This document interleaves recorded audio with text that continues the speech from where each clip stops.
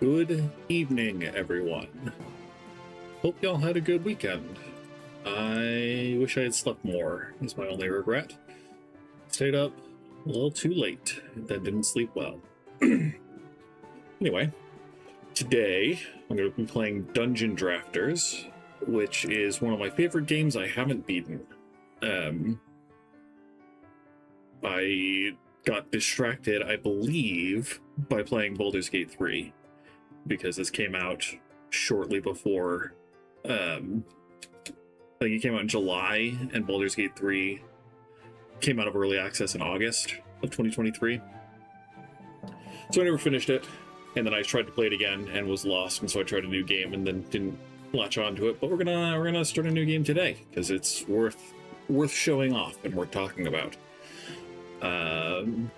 I'm going to turn the volume back up a little bit, not too far, but I had turned it down because it's a little loud.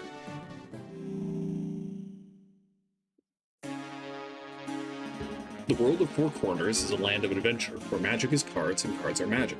It was created from a formless world by the powers of the four archetypes. Born from the many people's prayers and wishes while drifting in this land without form, the four embodied powerful magics that fulfilled those desires. The traveler journeyed through the lands, guiding many peoples, while the raider destroyed the forces of nothing that impeded the world from taking form. The warden built the world and vowed to protect it, while the oracle taught its people, instilling in them a desire for learning and growth. The 12 saints, followers of the four archetypes, encoded their creator's powers in cards capable of harnessing their magic. The world found prosperity. Until a fifth appeared. This false archetype, born of envy, the stranger, sought to undo the world and return it to formless chaos. I'm going to turn that down again, just a little bit. The four archetypes, alongside their 12 saints, waged war against the stranger to protect their newly built world, yet they could not defeat it. They managed only to seal it, along with its chaotic and corrupting magic, through the sacrifice of the four archetypes. Thus, the world moved on, the legacy of the four living on in the powers encoded in their magic cards, towards a new era of prosperity. Until a young man traveled to a forgotten corner of the world of Four Corners. He found a tower, an undiscovered place of mystery begging to be explored. There, the man unearthed the ancient seal of the stranger. The forbidden magic, unseen for ages, was unleashed anew, along with strange cards encoding its power. As the seal was broken, the magic of chaos and possibility surged back into the world, opposing the stable rigidity and orderly harmony of the four archetypes. The peoples of the world sensed this dissonance, perceiving it as a direct threat to everyone's way of life and the very existence of the world of Four Corners. In response, a crusade was summoned from all four corners of the world, driven by the words of the ancient prophecy. The stranger's influence must be sealed once more. It cannot be allowed to corrupt the world lest it be returned to formless nothing. Thus, bold adventurers from across the lands set forth for the Isle of Doom. There, at the heart of the isle and the center of the disturbances, sits the imposing tower, a nexus of corruption now threatening the entire world. Their calling is to raid that tower, stop whoever beckoned its malevolent magic, and return it to its ancient prison. Okay, so my first playthrough, I played as the shinobi, because reasons. Second playthrough, I played as the mage.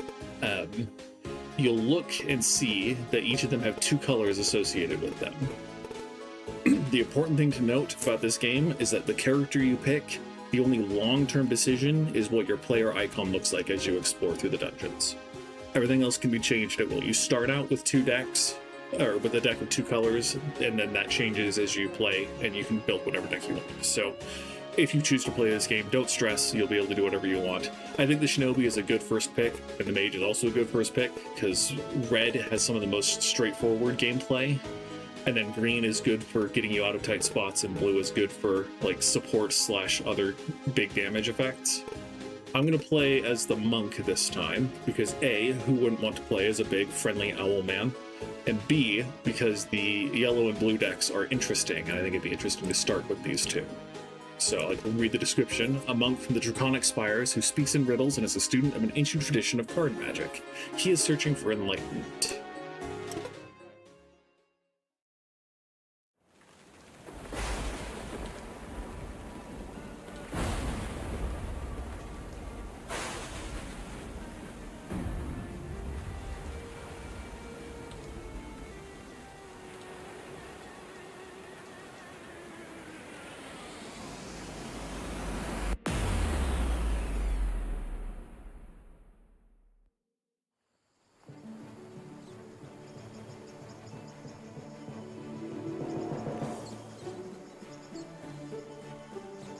Or dredged bird.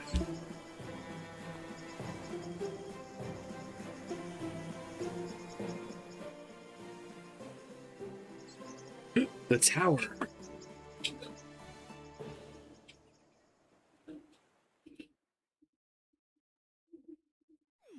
Excuse me. Movement and attacking. Use WASD to move around the map. Holding a directional button outside of combat will allow the character to move fast in that direction. You can hold left shift to temporarily change your game speed. Press a directional button against a unit to execute a melee attack against it. It works both outside and inside of combat, so try it out.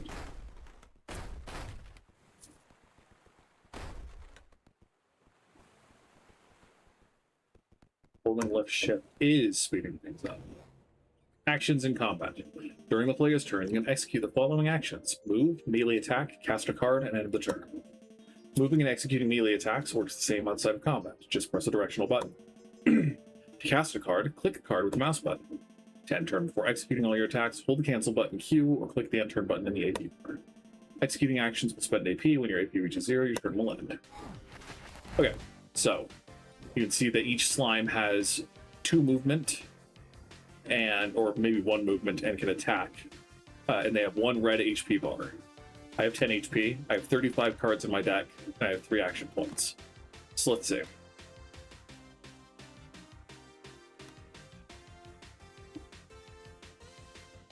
That's really good.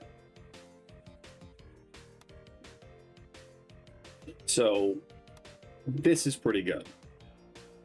So what we're going to do is we're going to move up and over, and we're going to clone this slime. Because then the slime will attack for us on our turn.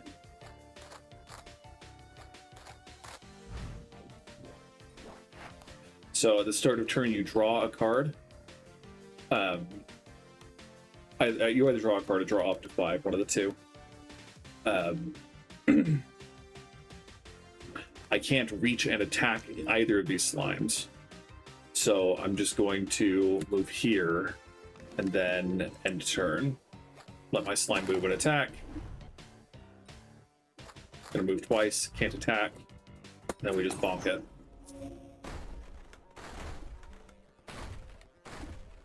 You can kill your summon things if you want, doesn't really matter. Combat loop.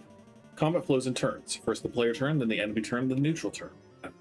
After all units execute their turns, the combat will complete a round. During the player's turn, the player acts first, and then each ally acts in order from closest to the player to the furthest. During the enemy turn, enemies will attack in an order defined by their distance from the player at the start of the round. Neutrals will follow the same turn order logic. You can press Overview F to check the turn order number of every unit. It's convenient. Now note, these are the same cards I had in my hand before.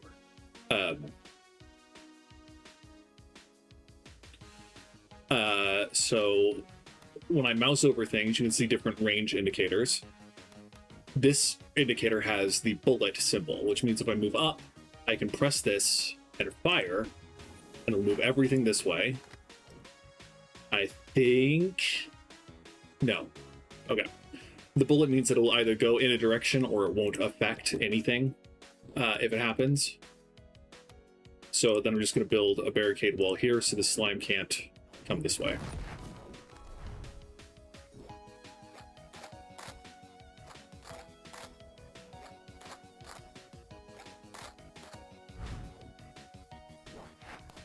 Okay, so I just drew 1 card.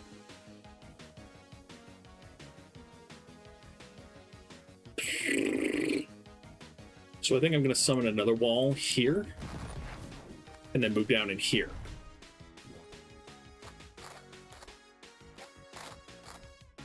You fool, you don't know what you've done.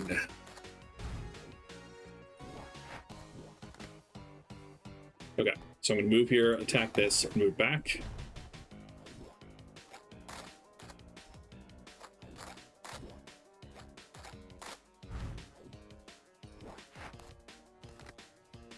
Gain shield 1 opposite to target direction. If there was a unit to target, push 1. So, what is all that in the bottom right? Hang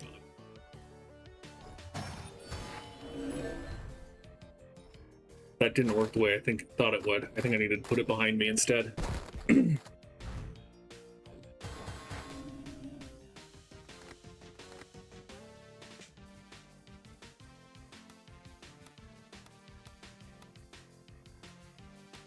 Okay, good to know.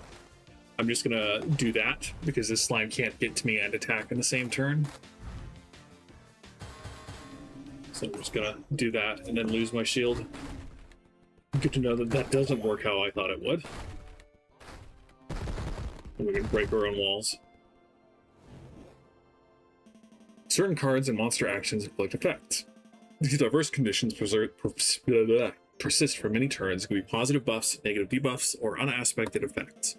When the player is affected by an effect, they draw an effect card. The effect card has rules and describes how that effect works on players. Hello, Brock Harling, and yes, funky pixel music for sure. An effect card is a card that can be cast like any other. When the player casts and discards all cards with the same effect, the effect is removed from them.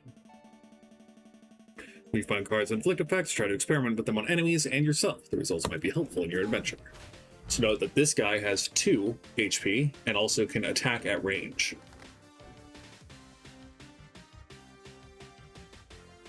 So what I'm going to do...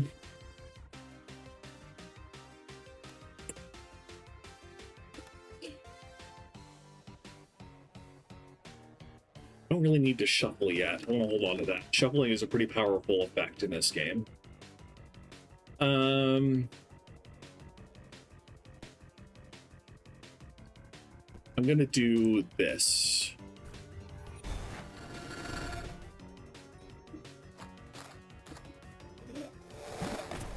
Nice.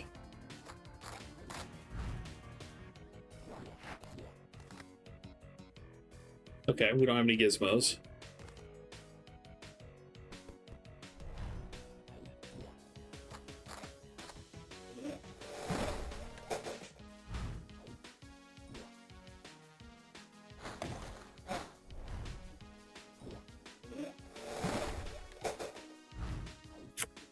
That should be fine.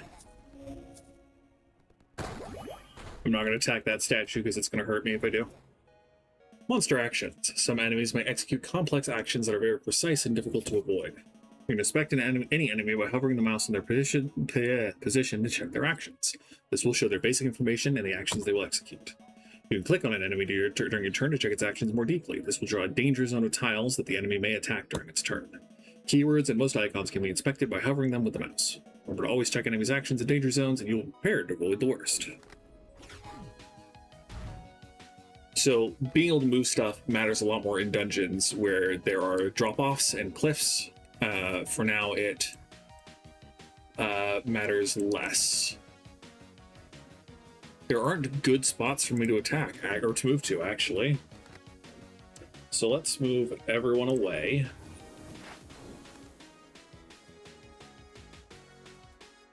And then go over here.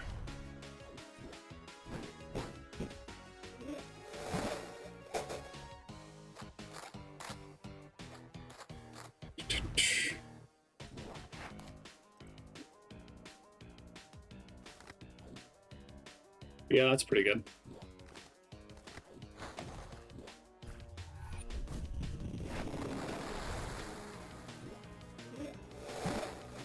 Ah, that's might be. So I got this status card. I don't want to be stuck, not able to move. And it's going to attack that direction. This is going to fire a water shot at me. So I only have 2 actions left, and I don't want to take hits, so I'm going to move over here.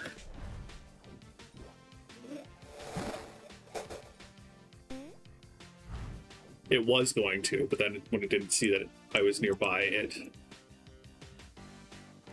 changed its mind. So I want to copy or discard this card eventually. That should be fine. Hopefully it'll hop towards me and I can kill it. Nope, it's prepping to attack. But that also is okay, because I can bonk the plant.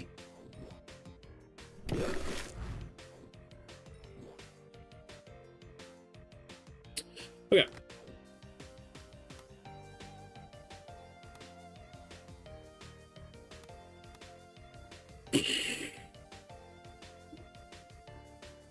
If we jump diagonally, we should be able to attack twice.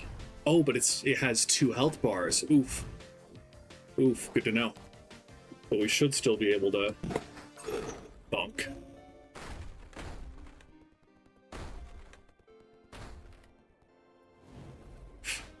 So this shuffles our library, I believe. Yeah, and then this heals us.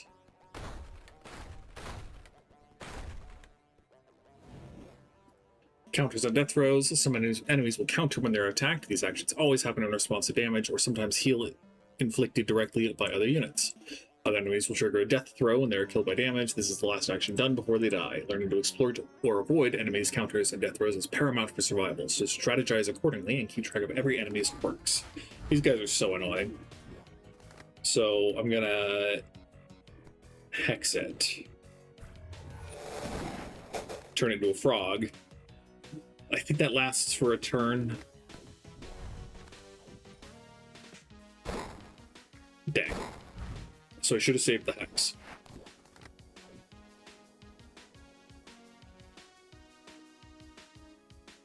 Okay, so we'll want to do that.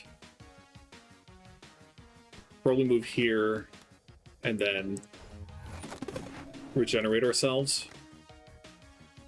And get rid of the root.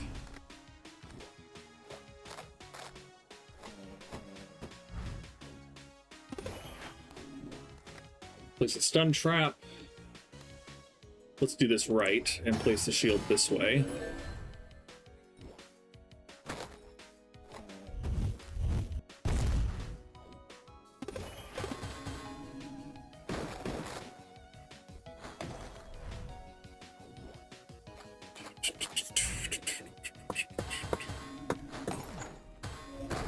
Good stuff, good stuff.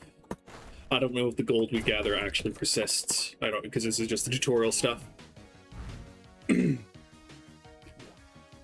This guy's annoying. Summons beetles, yeah.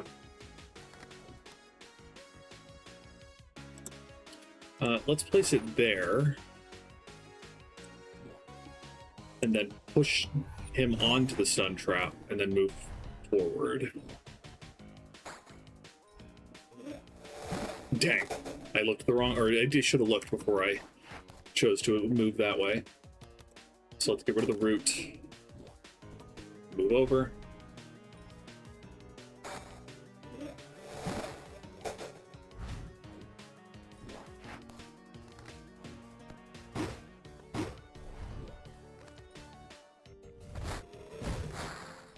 Okay, swap spots, that's fine.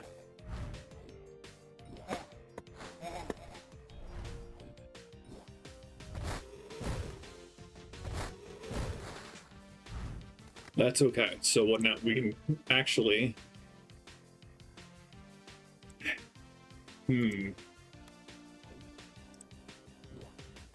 Okay, it does happen. And we kill the bug because it's gonna explode if we don't. And then we chase it down and kill it.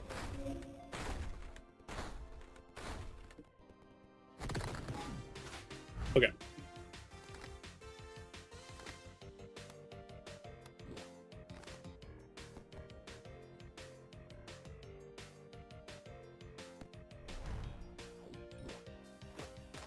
I don't want to leave this guy alone, but...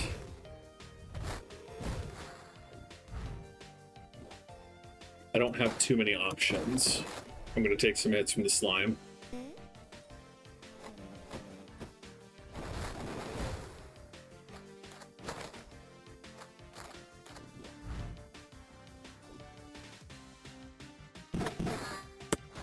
I'm hoping to be able to benefit from this soon.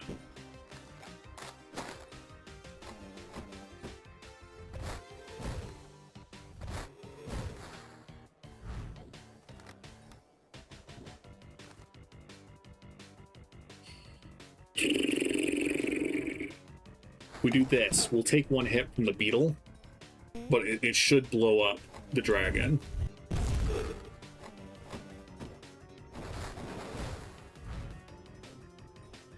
Okay. So let's just heal.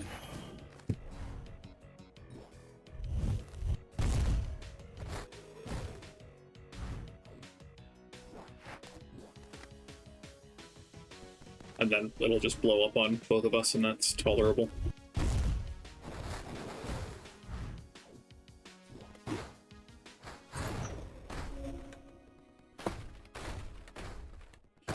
I'm pretty sure if I attack this, it will become alive, and I don't want to deal with that, so we're just going to fight the boss.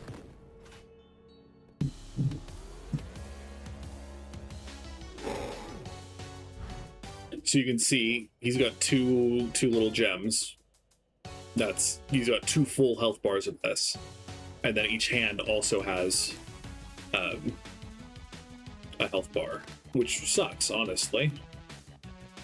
So just gonna bonk it and take some damage.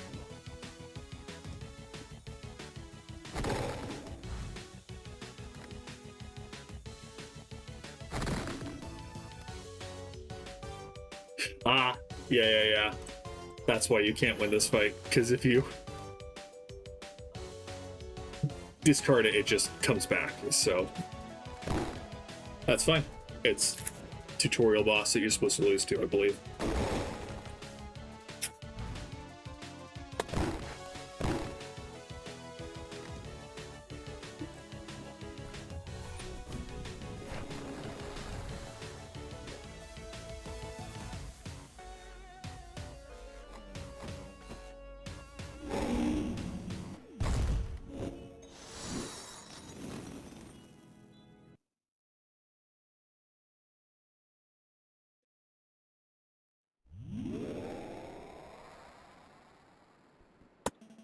At last, the misting castaway returns to the flock. Thou finally hast met demise in these lands. All other travelers on that ship also return hither after the wreck.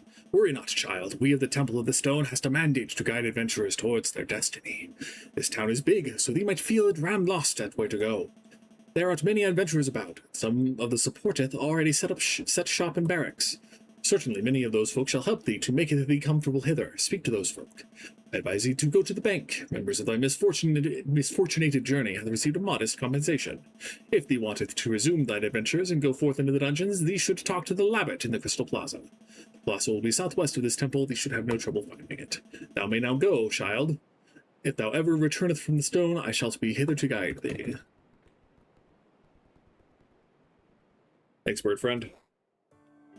You can open the Adventuring Guide by pressing G. The guide has all the information that might help you on your journey. The Adventuring Guide has 3 sections: Gameplay, Encyclopedia, and Town Journal. Gameplay Guide has information on the main gameplay topics, how to play Dungeon Drafters. It has a catalog of every card, item, monster, and object. You can find effect communities for every monster. It's good, it's good stuff. Town Journal, etc. We're not going to talk to everyone, because I don't want to, is the short answer.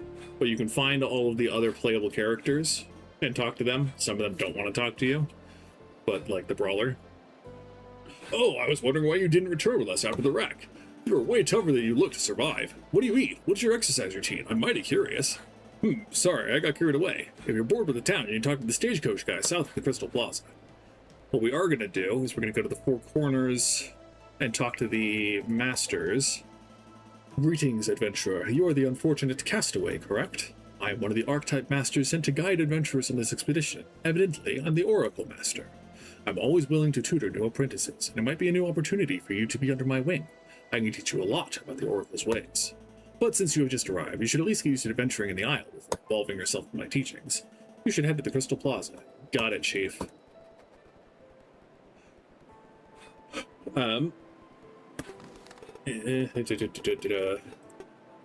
So there are, again, 4 archetypes and 4 types of cards. We are blue and yellow. Blue is Oracle.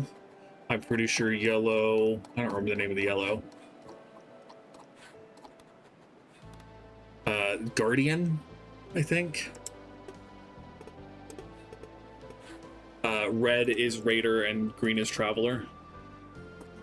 Hey there, fella. Today isn't a nice day for fishing, I'm afraid. Come back another time and I can take you to a fishing spot. It's a good source of shards as the fish fetch a reasonable price. Besides, it is really relaxing. Make sure to get some fishing done when exploring the dungeons. Fishing spots deep inside them have even better fish than those in town.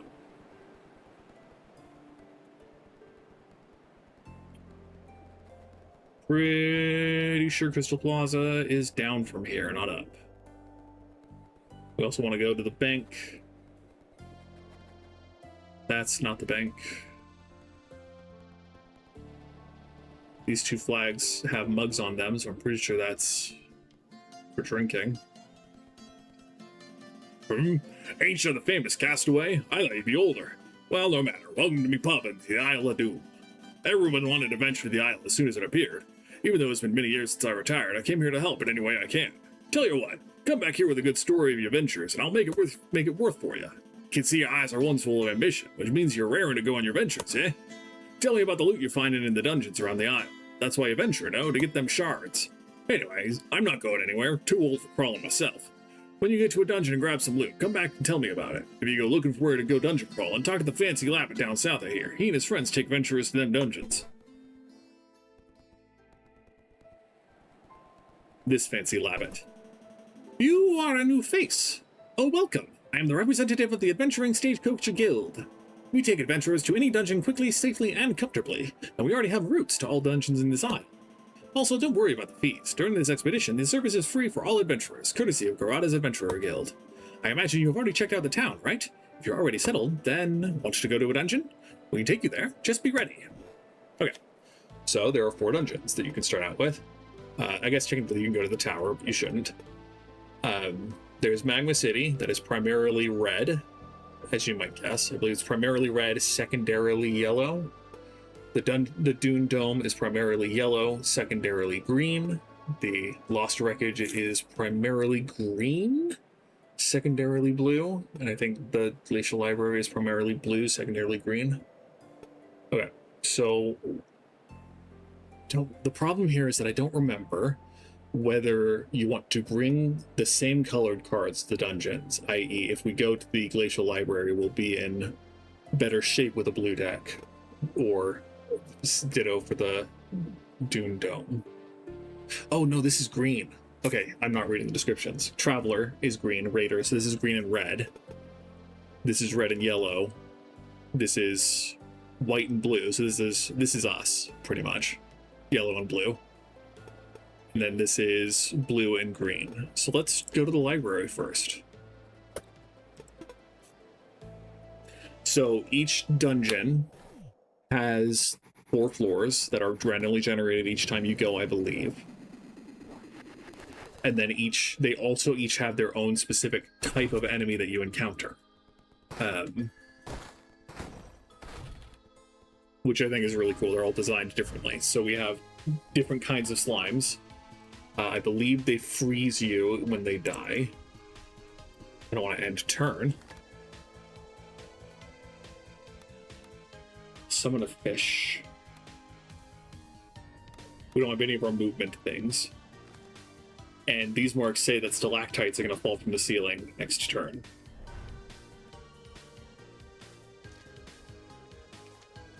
Aw, thanks, bud.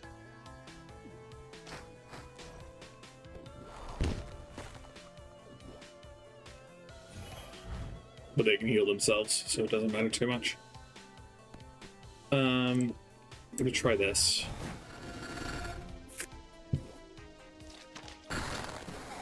Okay, that does hurt me too.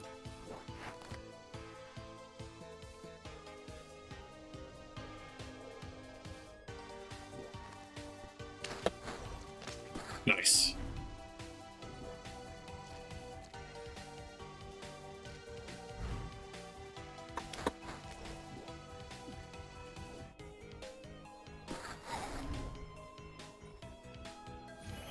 Rip. Bro, I can wait.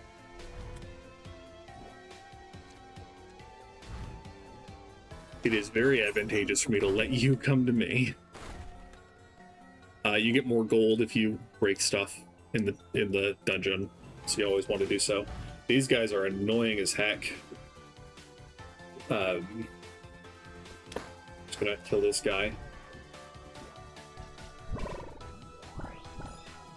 So the golem is bad. You don't want to try to kill the golem. You want to kill the summoner. And it's gonna attack me.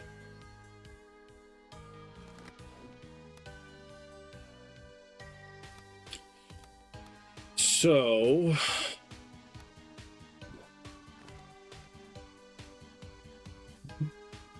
I'm gonna take it anyway. Tough spot.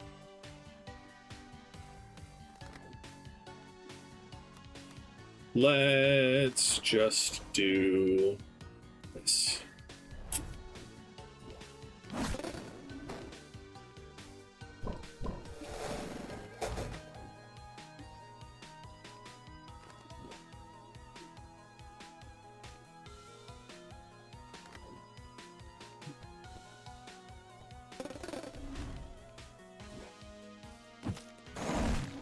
Ouch. So he just discarded all my cards, which is bad.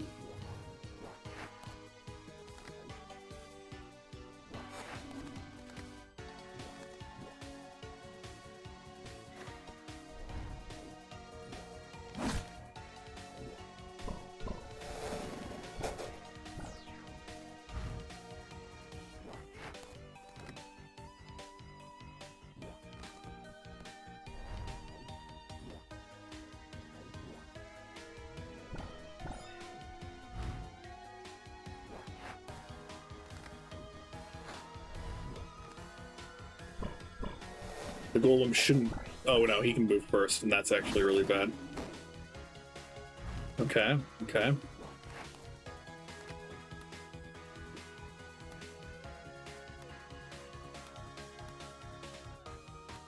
So let's get rid of this so I can give myself a shield.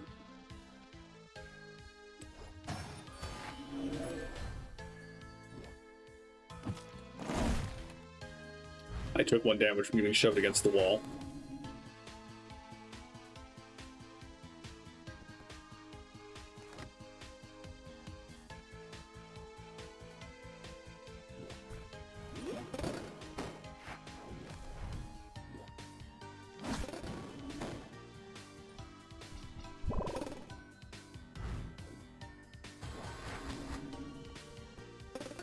It's still gonna be able to attack me. That's bad. Oh no! Hey!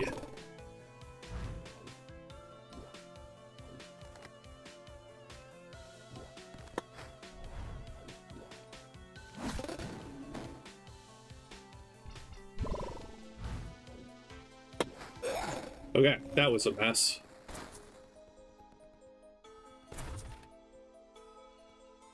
Oh, here's a rest site.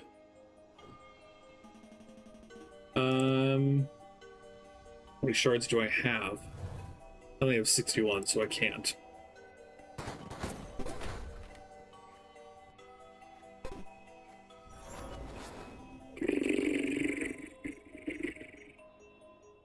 Might as well.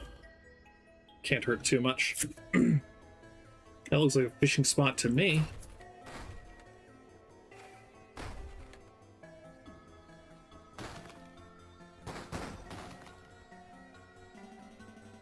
I will cast my line.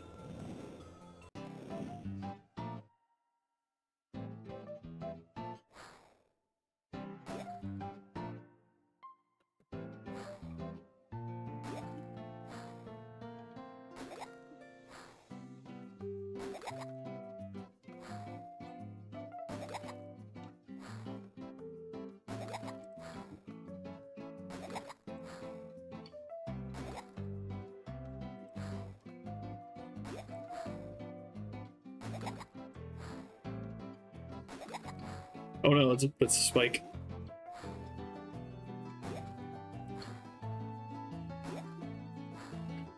Uh, 2023 was prime time for every game to have a fishing minigame attached to it somehow.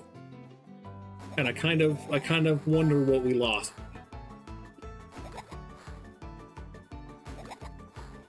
What's changed? Because the number of fun indie games I've discovered that don't have fishing minigames, it's too high. It's too high.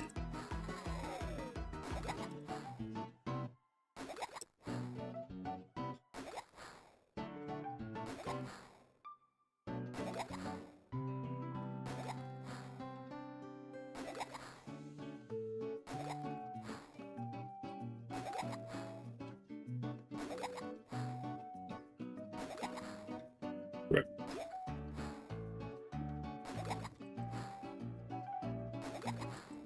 Rip.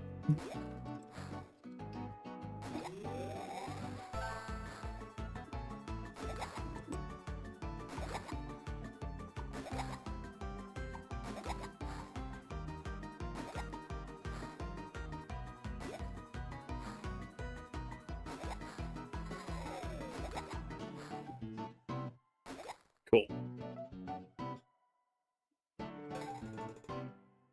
Jeez, so much money.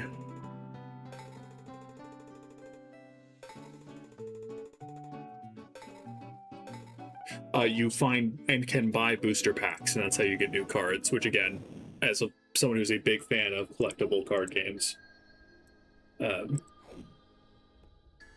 you can see that there is a fight room and a puzzle room. We're going to go down to the puzzle room first. Oh, geez. Okay, so the scared penguin, if we can save it, will open the door to the puzzle room. But these guys are dead set, no pun intended, on killing him. So we're in trouble because I'm not really well equipped to deal with that.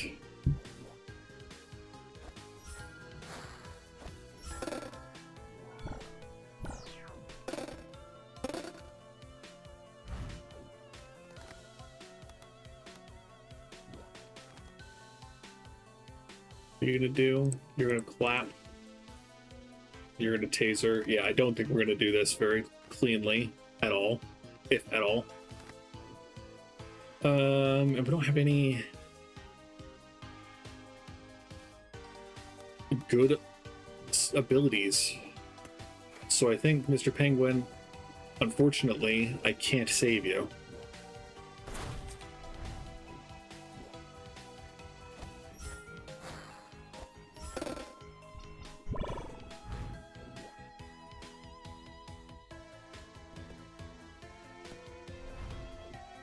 Excuse me.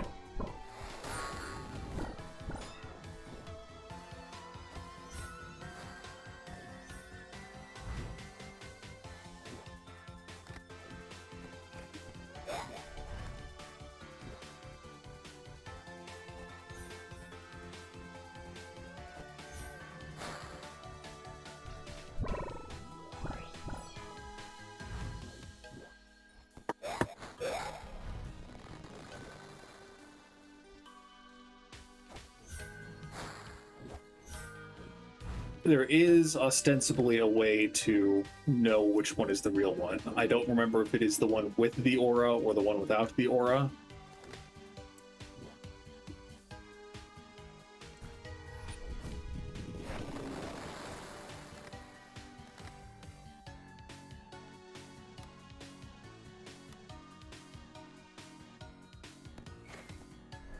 If it summons another one, then we'll know for sure. So it looks like it's the one without the aura that is target.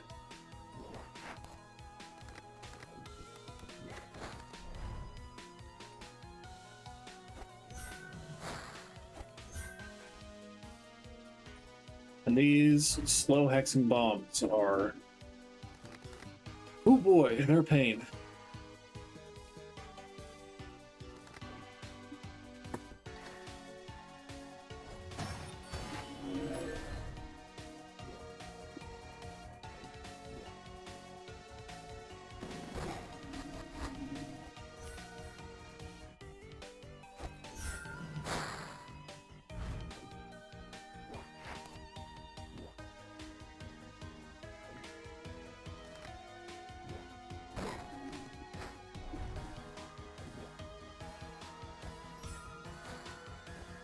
No.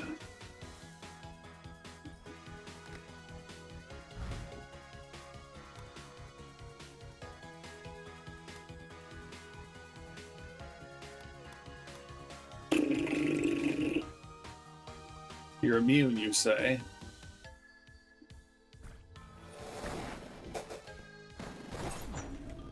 Well, that hurt, but it got there in the end.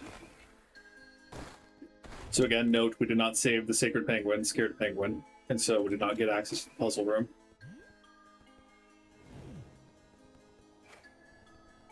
Do you want to fight this fight?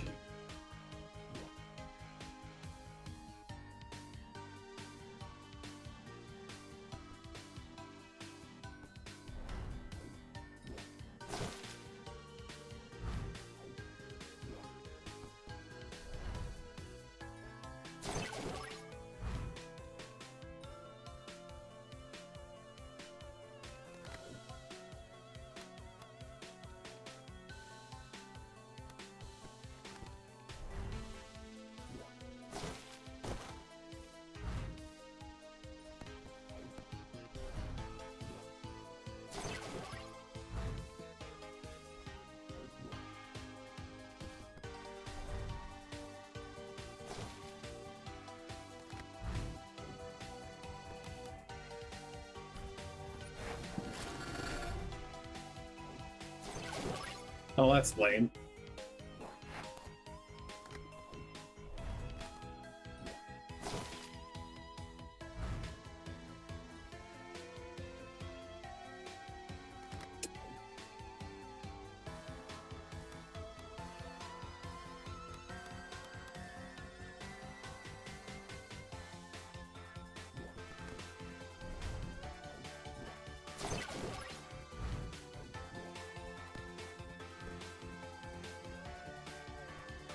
I don't think I need to take the damage. So I can just push you to here and then whack you twice.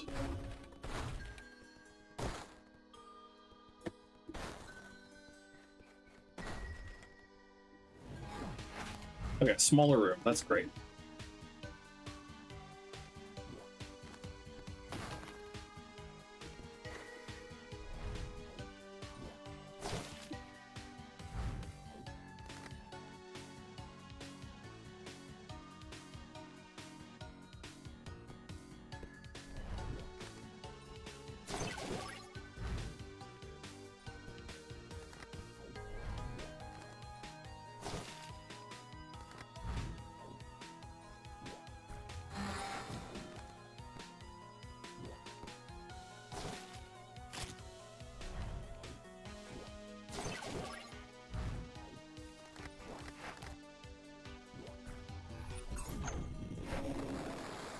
It is nice to be able to just instantly destroy anything that has a single HP.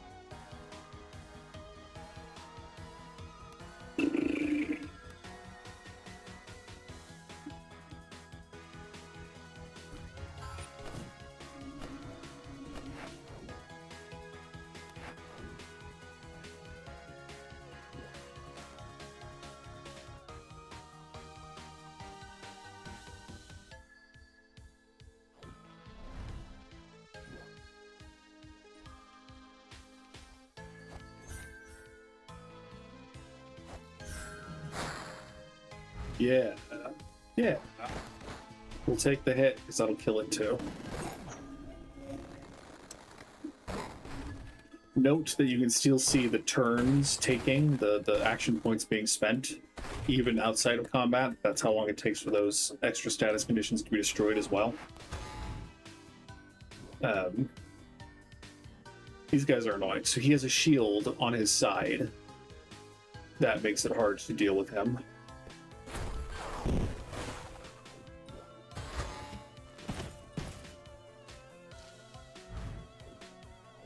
So since I'm not going to be taking damage, I'm going to bonk it twice, and then deploy my own shield.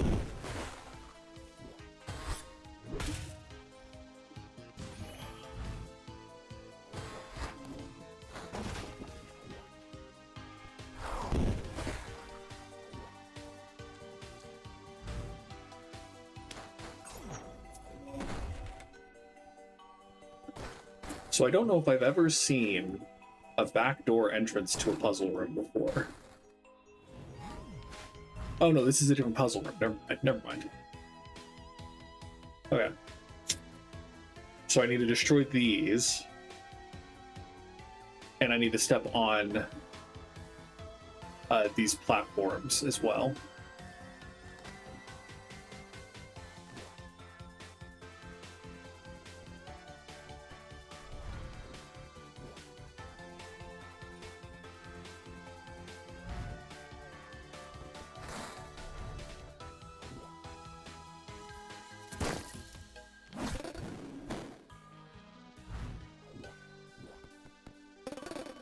I don't remember if I need to step on these platforms prior to destroying these or not.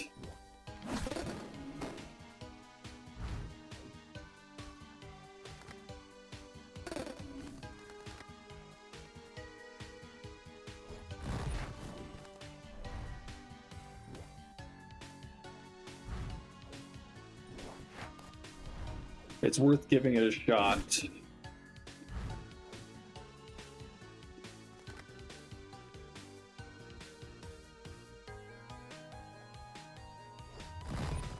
During combat, since we're able to pretty effectively manipulate the location of the golem.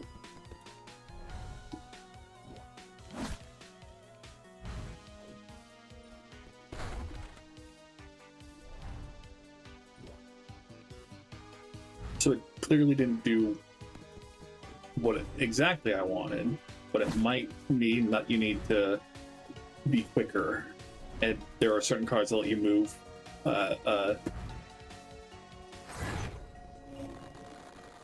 more quickly. And so I don't know if I can do it without being able to move at different angles than what it allows me to.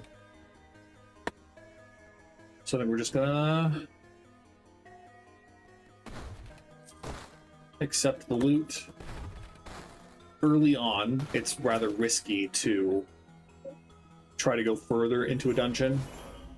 Generally speaking, it's best to just head back to the town on the first floor, because if you die, you don't get to keep your booster packs. You can open booster packs to get new cards in the booster menu. You can open them by pressing T. Opening boosters is the most effective way of discovering new cards and acquiring rare ones.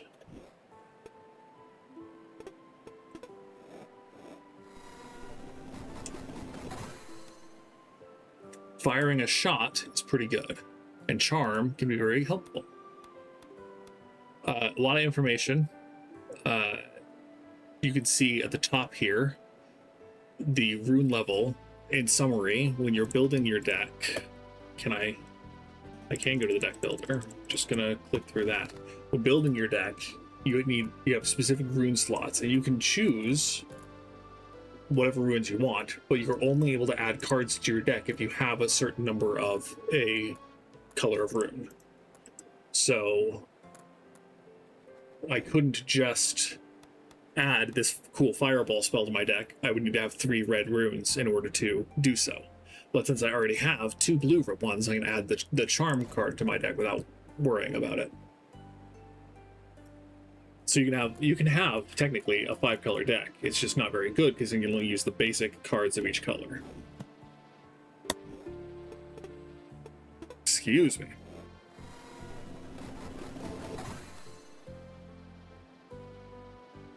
That's pretty good.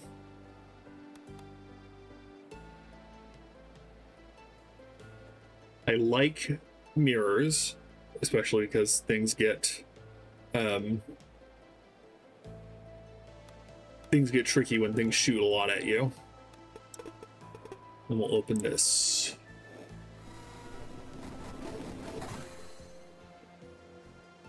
This is pretty good. We'll definitely want to add that. That could be good.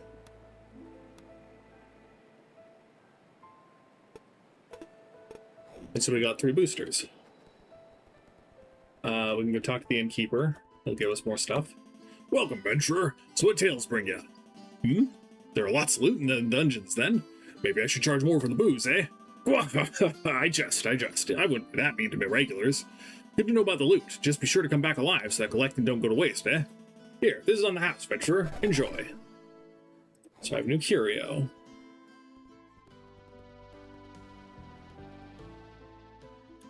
Obviously that just goes to the same spot. And that just leads down, not to anywhere. That's a training room. There's a shop for buying cards. Is this the shop? Yo, welcome to my workshop, friendo. What do I work on here? I'm a runesmith, the best in the whole world. That's why they took me on the expedition, hee hee. I'm constantly improving my craft, you know? I'll make many new runes with the gemstones found on this island, I'm sure. Do you want to buy some of my special runes?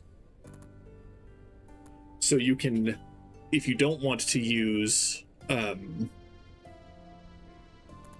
all of the slots on your deck building for colors, you can add clear runes that will just give you benefits. I need to have more gemstones before I can do those. I can do the cracked health, but I don't think that's worth it. Not right now, at least. Hello, new blood. Welcome to Scavenger Adventures. If you want new curios, I will be your guide. My service works like this. You find a scavenging venture, and I'll go somewhere worldwide to explore. Most likely, I will come back with a curio. The curio will be yours, of course. Also, a venture will require resources for my voyage and exploration. The more dangerous the venture, the more prepared I need to be. The more prepared I need to be, the more expensive it gets. On the upside, the more dangerous the place I'm scavenging, the better curios I might bring back. Dangerous places are less explored and thus have more goods lying around. It's as simple as that. I will fund a venture for you. But we'll fund a fairly cheap venture, because I'm poor.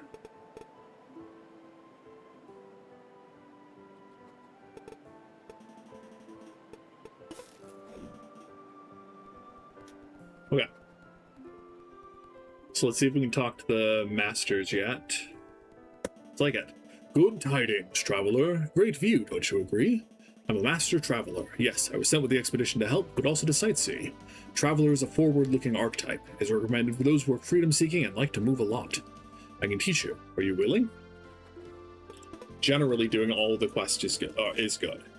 Very well. You will learn fast by doing. Ours is a fast archetype, so for you to get used to the speed, I want you to act 5 times in a single turn. Now go, and safe travels. Can't go down that way. Hey, ever heard of the slime numbers game? It's really fun. Want to try playing around? Do I? I don't think I do. Sorry, bud. I'll try some other time. So, interested in mastering the way of the Oracle? Well, I shall teach you everything I can, pupil. Oracle is the archetype of indirect action, and, in a sense, of non-violence. To master the Oracle, one must understand that attacking is not the only solution. If you are able to finish an entire combat encounter without directly attacking any enemy, I shall consider you an initiate. Now go and solve this riddle.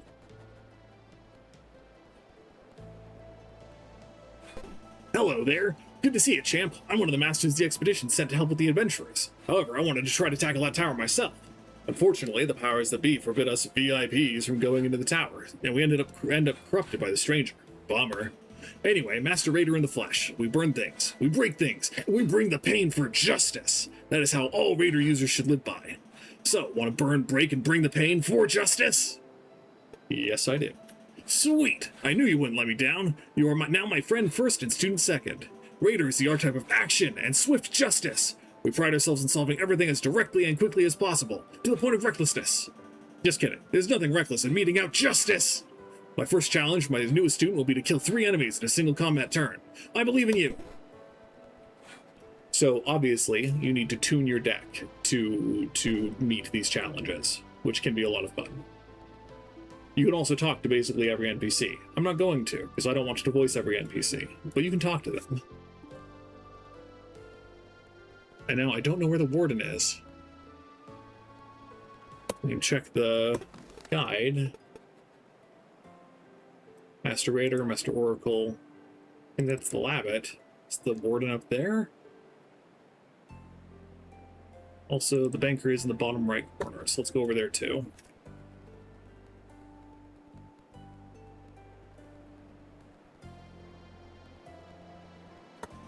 Coming from the far west, I found it worth being here. Life in the ocean is fun, but not as fun as adventuring.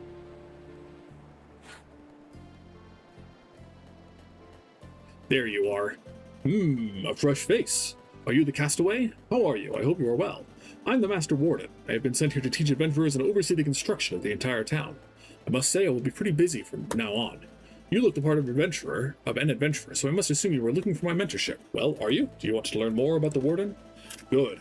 Warden is a patient archetype. Ours is the way of endurance and stubbornness, but also of building and maintaining. I shall teach you a lot about it, but first, let us start slowly. Slow and steady always wins. I want you to go to a dungeon and activate one of these mysterious shrines, the one of the Saint of the Hearth, while not sustaining any injuries. Simple, no? So use a healing shrine without having taken damage first. Welcome to the Adventurer's Bank. We're terribly sorry for your losses on the journey to the Isle. Rest assured that your lost belongings were covered by the voyage insurance, though it isn't much. From now on, we will ensure that your hard-collected shards, gems, cards, and ledger are safely stored here while you adventure. Don't worry about the details. After centuries, our system runs like clockwork. Let Stagecoach carry your extra stuff back to us when you go to a dungeon. If you wish to go to a dungeon, just go west of the plaza and look for a fellow like me. He is the Stagecoach. So that looks like the stuff that I got from reimbursement for getting shipwrecked. This is what we want. We want constructs that will help us do stuff. And more fish bait's pretty good. Welcome. I apologize for the inconvenience, but we're still fine-tuning our experimental booster manipulator. But be assured that our revolutionary service will be available soon for the general population. Okay. So we have the quests. I think we can avoid taking damage. I don't think that'll be too difficult. So let's add the polymorph.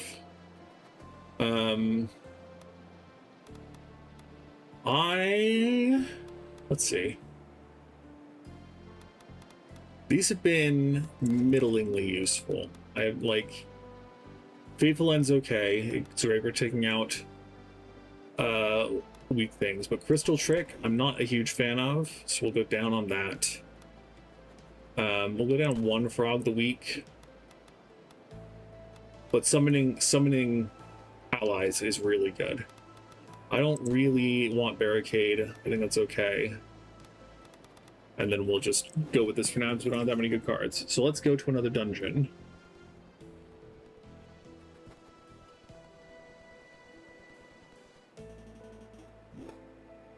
We went to the Glacial Library. I don't like the Dune Dome very much. I don't really like Magma City either, so let's go to Lost Wreckage.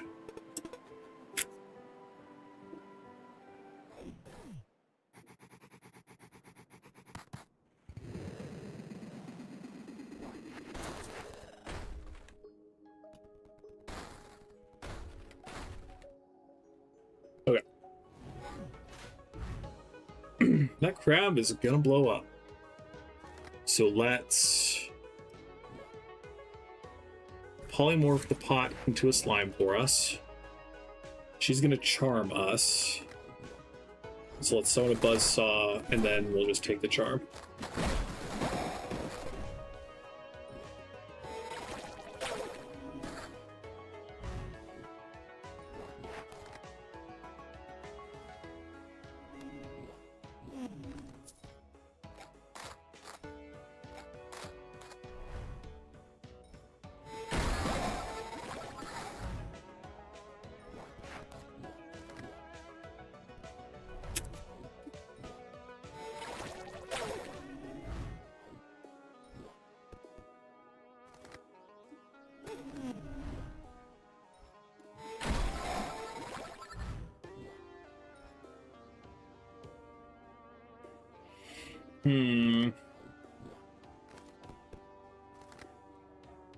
Wait. Okay, we don't want to move our own thing.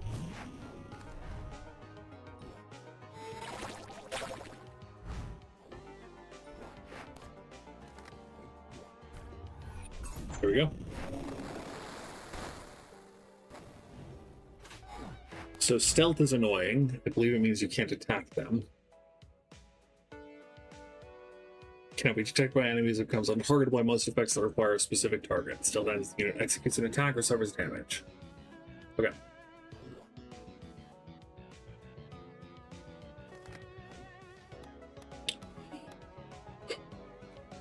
So, what do we want to do?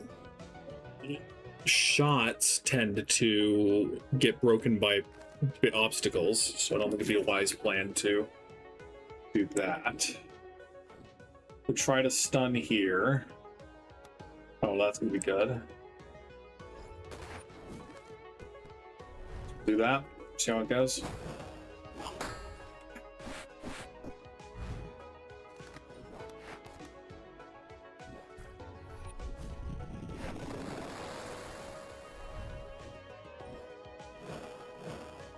Nice.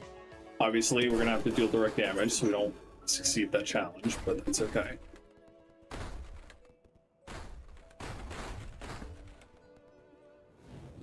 Now, we don't have to use this glyph yet. If we want to complete that challenge, all we have to do is get to the end of the dungeon and then come back and use this glyph then, rather than using it now. So we're not going to do that. We're going to fight more things. Okay. ooze slime. Let's just move this way.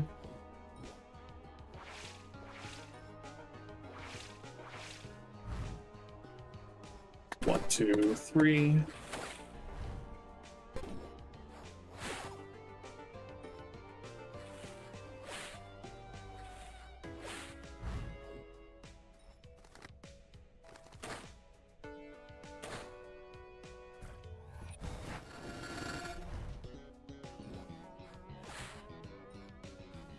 You're just gonna sleep it? That's not gonna do anything.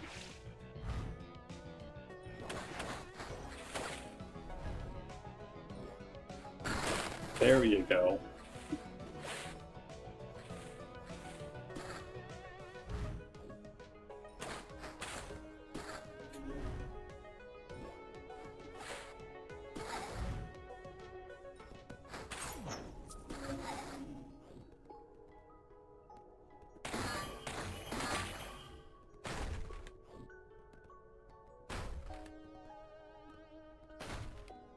Okay, let's see what this puzzle is. Oh, okay. I know what this puzzle is. We have to get this guy to land on a pressure plate while we're also on a pressure plate. So it's most easily accomplished by stunning people or using barricades to manipulate their movement.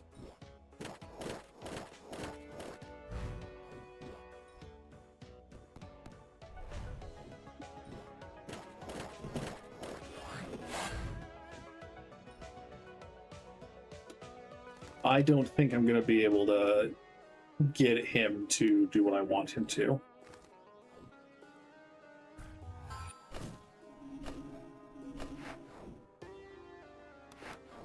Maybe I could use Winds of Change.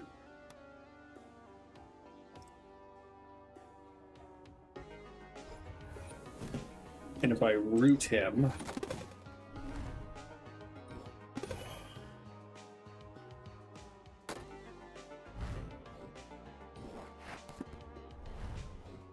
because he should be rooted for one more turn. Hey, nice.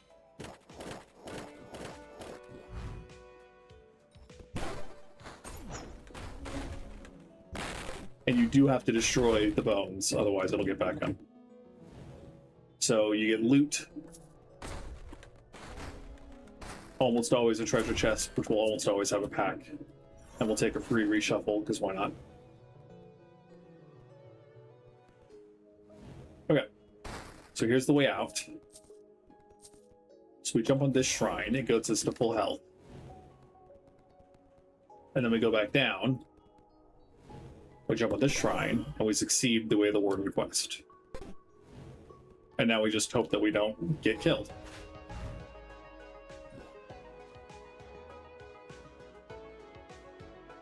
Inflicts disease. Let's charm this crab and have it try to kill the siren.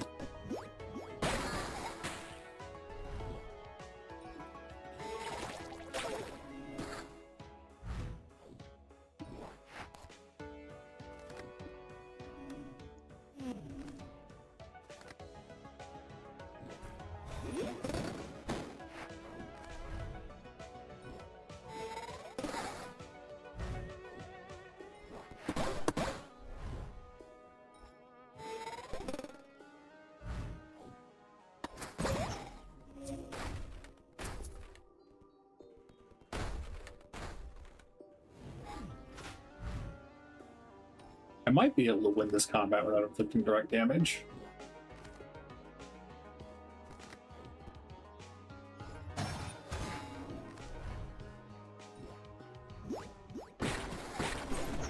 There you go. Cool.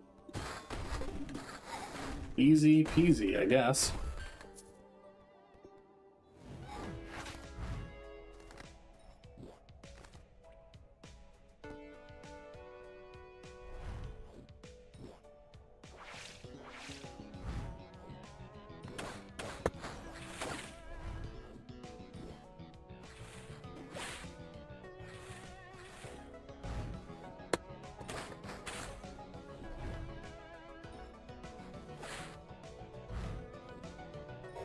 really quick. I'm going to turn up the game speed a little bit. This is kind of slow.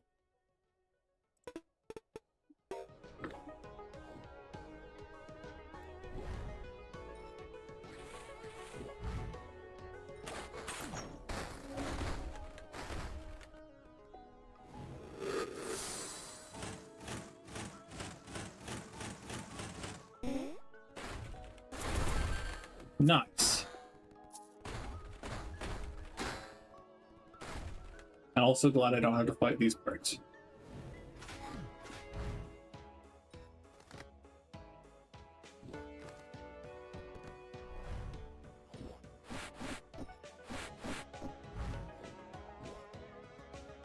So I'm probably just going to take a bunch of damage.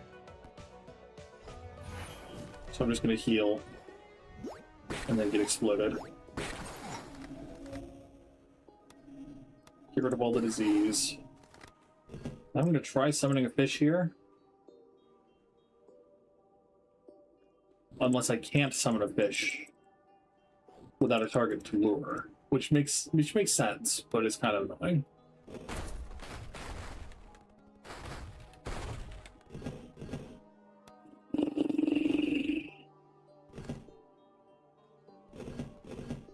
Okay, well, that's fine. So again, not really feeling trying to go deeper when I have 5 booster packs and a bunch of money. So let's just go back. And we can explore the other 2 dungeons too.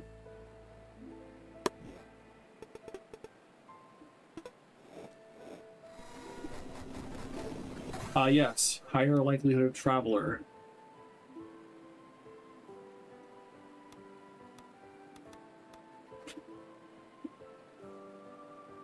That's pretty good, though.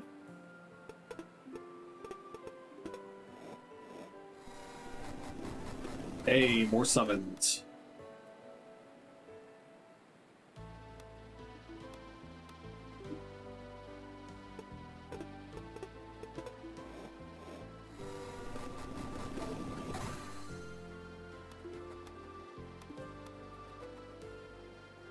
That seems okay, too.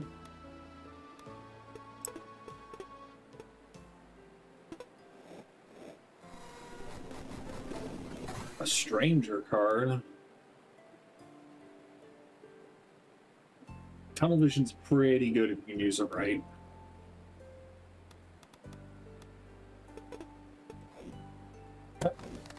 So we want to add the summon cards we got. We only have 4 of a card, so I can only have 4 fish bait. And then we need to decide, do we want to add 3 color blue cards or the 3 color, I think we want 3 color yellow cards. So let's add Frostwave for sure. And then this can be pretty good in combo with the gizmos that we build. So I think I will put that in. Let's drop, I don't really want to use barricades. We saw the benefits of Winds of Change, so I'll only take 1 down. And then we also saw the benefit of Enroute, so I don't want to get rid of too many of those.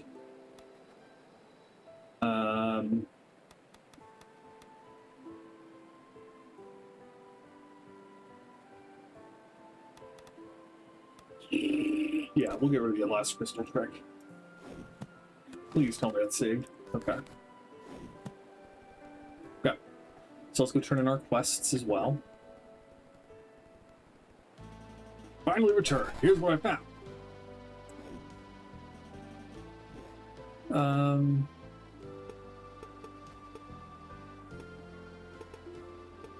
Yeah, just go on another cheap venture.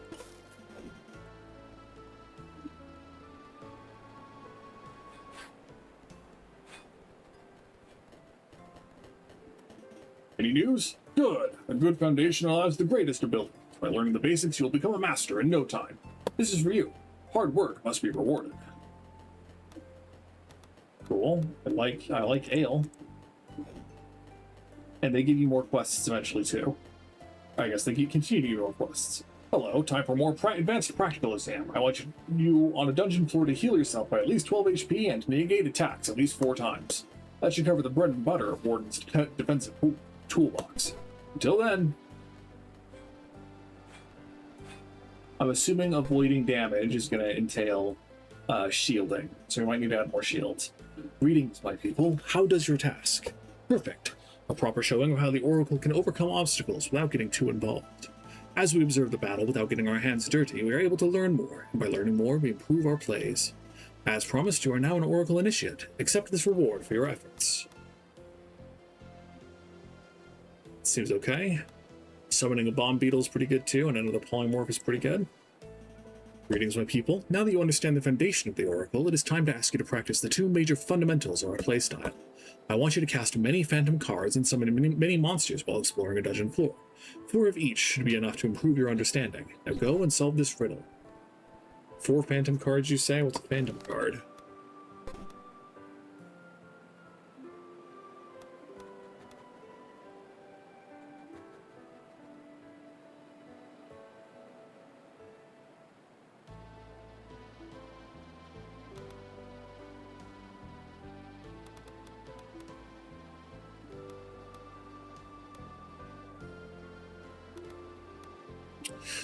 Okay, well,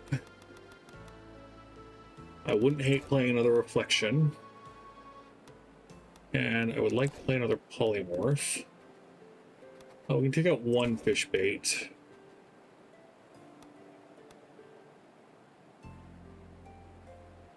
I don't want to think about Life Exchange. It's probably pretty good, but I don't want to worry about it. Let's put the ale in, and we'll put the shield back in.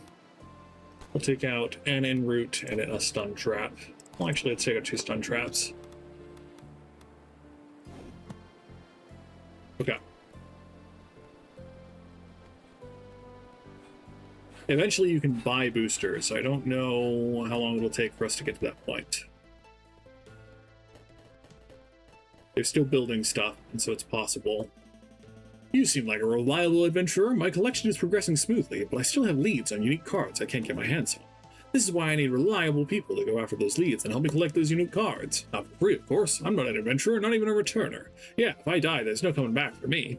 So I just collect cards to add them to my ledger. But as soon as I do that, I pass them on to my collaborators. See where I'm going? You can help me get these cards in my ledger, and the cards themselves are yours. So, want to help me? It'll be well worth your time. Good, great. Let's see. My current lead is about a promo card. These are extremely rare cards with different art. It's a mystery how they came to be. Some theorize that the tome state will make them exist to celebrate special events. Anyway, not to get sidetracked, apparently someone in town found a promo fireball. Rumor in town is that a lad-looking adventurer with a big hammer is the one who found it. If you check up with him and get to the bottom of this, it would greatly help. We'll do that some other time. We should have enough time to be able to go to the other 2 dungeons. So I'm going to go prioritize that rather than doing side quests. So let's get the Dune Dome out of the way, because I don't like it. Not as much, at least. The boss of the area is really hard.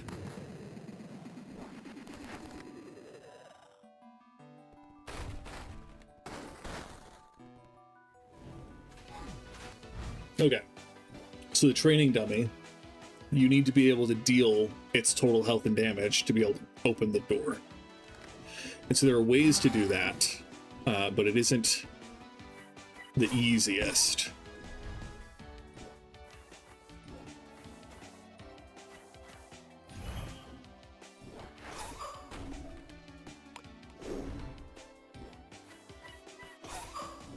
Rip.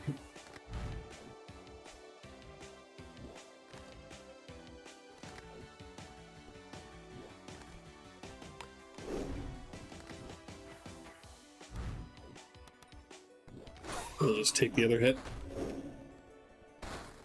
So this is where playing as someone other than Warden and Oracle is really good, because both Traveler and Raider can deal a lot of direct damage. I can't. I don't have many cards for that. I'd like to regen too, please.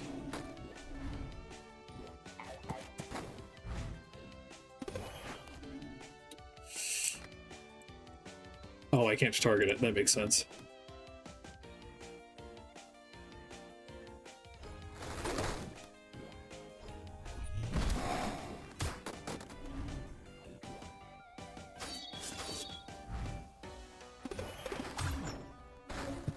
Nope.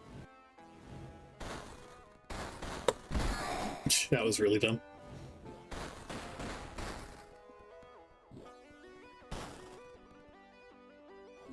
We don't need to heal yet, so we won't.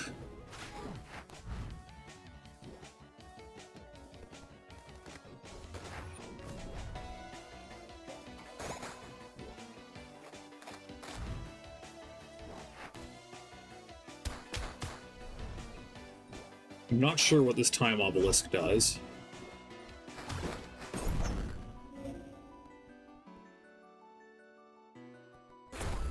Maybe it would have prevented me from getting that chest if I had failed the timer.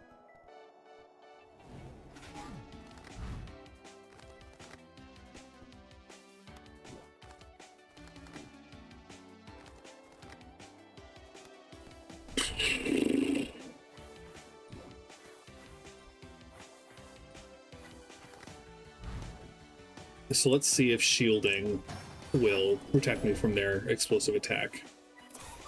Nope. It's pretty bad.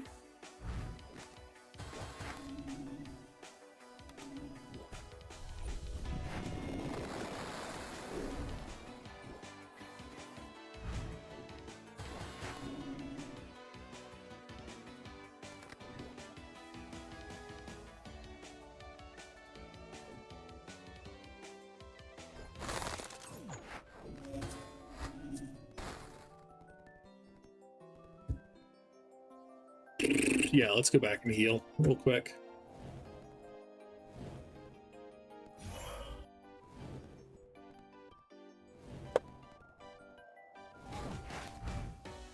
Kind of annoying, right?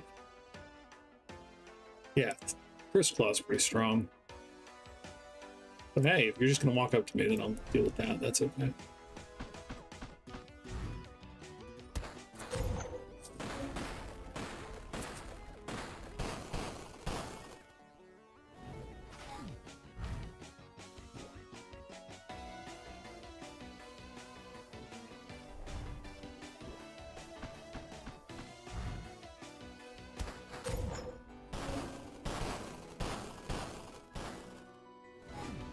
Ooh, so these guys are creative and fun. So he moves around and then he lures you and then he attacks you. So luring it with a fish is pretty good.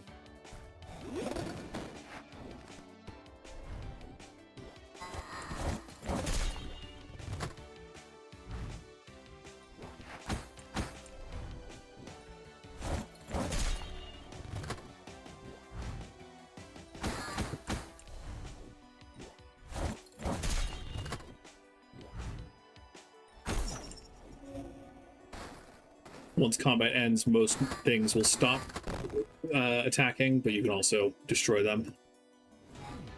So this, we need to kill something that is standing on this spot if we want to get the benefit.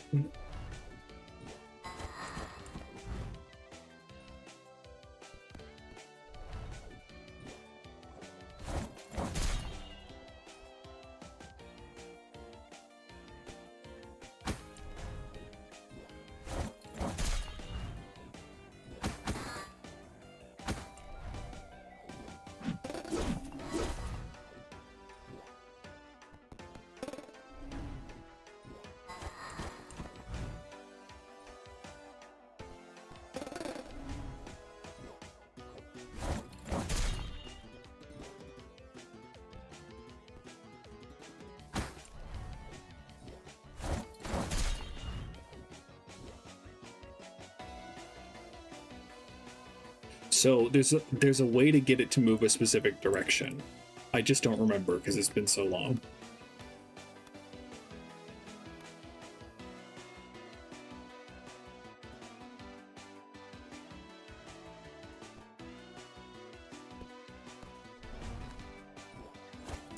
Yeah, yeah.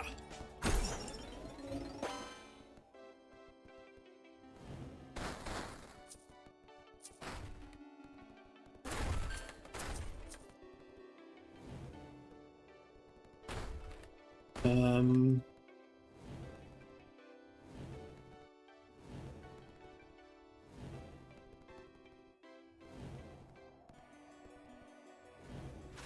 oh, these guys are awful.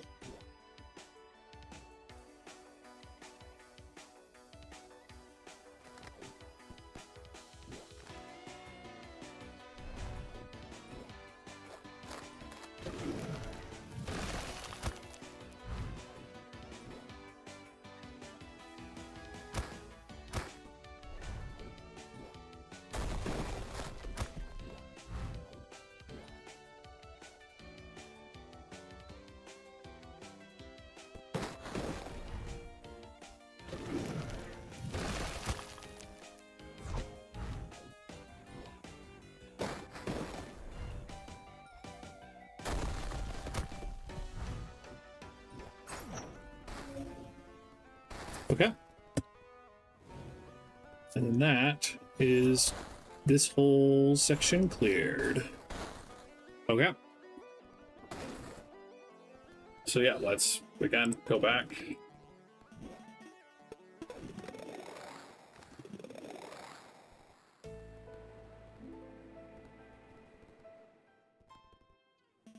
So, have you got used to the isle already? We Returnals are a flexible bunch, eh? Talking about flexible, you know about them cards not made on good old paper, eh? You know, effect and phantom cards. It's good to use them on your crawls. Saved us kid many times back in the day. Anyway, after some more crawling, tell me your details of messing with them other types of cards. Want to see how you fare with them. Okay, so I guess phantom cards are the fake cards that you can get. Let's open our packs.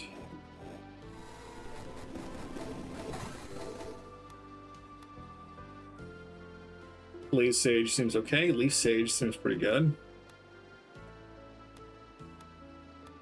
More summons is more good, generally speaking. And then a bunch of cards that are not in our archetypes. So let's add the bomb, add the sages. I'm going to take out these.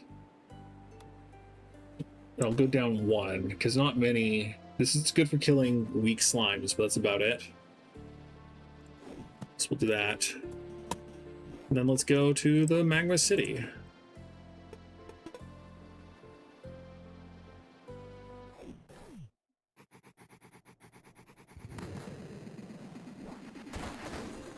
Watch out, because there are exploding barrels here. You don't want to destroy those unintentionally. Prove your worth to the sword. So I'm guessing this will unfreeze these bomb beetles, but then we get access to the box, so we'll take it.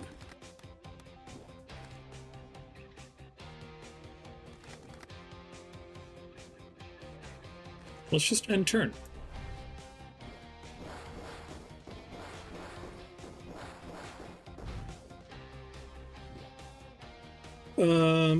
We're gonna take damage anyway, so let's just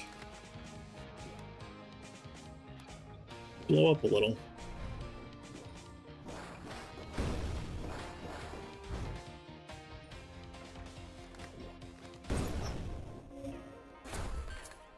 Because we can always just sit here and regen ourselves.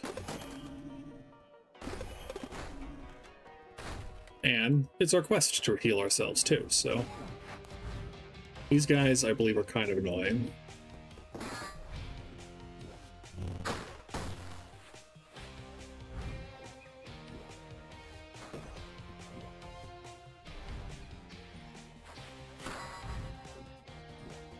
Yeah, so we don't want to get retaliated on by a slime.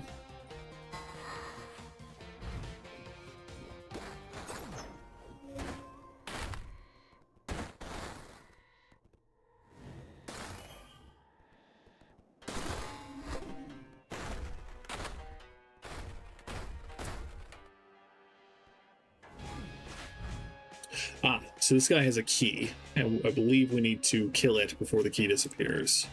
So we're going... Oh, he's immune to lure. I should have read that first.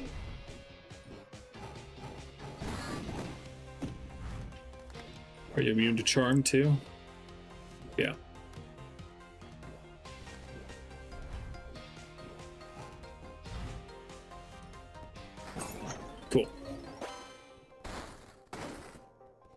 Considering that it jumped into the lava of its own accord, that was pretty free. I don't know what that means.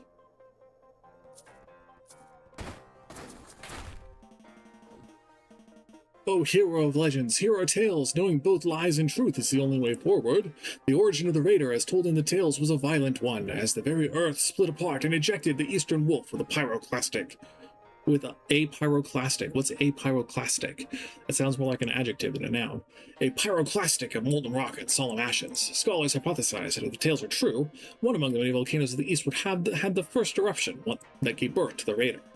Of the many civilizations of the Far East, there are few tales of the mighty and insular Yamato, one of the few civilizations to resist the Numerians. Historical documents tell of Yamato's capital being built in the caldera of a gigantic supervolcano, called the Volcano of Volcanoes in their language. Many scholars searched for that place, but to no avail. The fabled Volcano of Volcanoes is always seemingly on the horizon, no matter how far one travels eastward. With the elusiveness of the place, the theory of how the Yamato survived the Numerians changed from the historical to the realm of myth. Okay, cute. That's fun. We're not going to restore all that has come before. Not immediately, at least.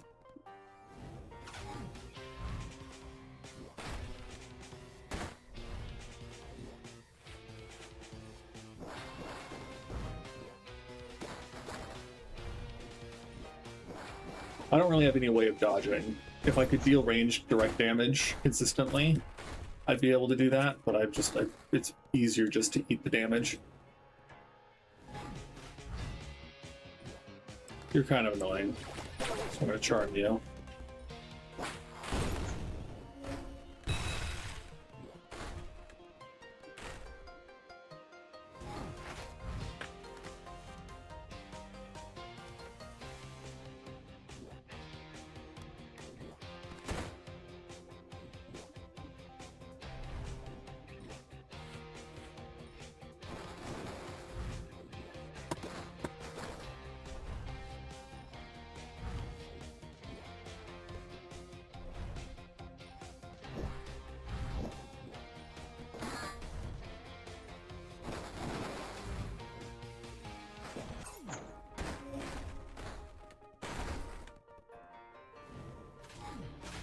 Okay.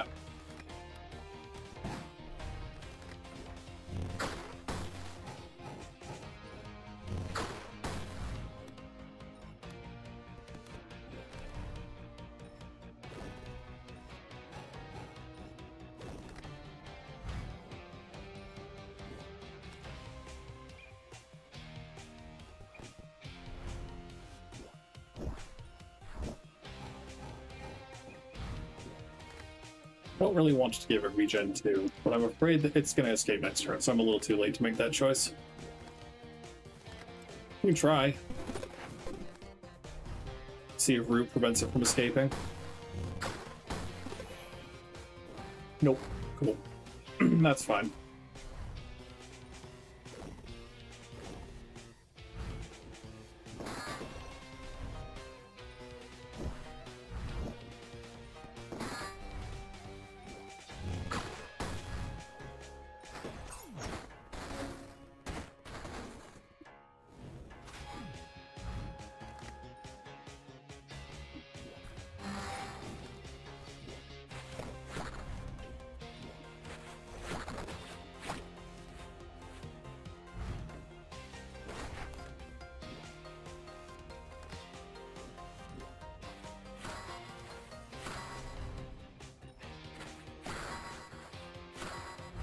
Surprise, surprise.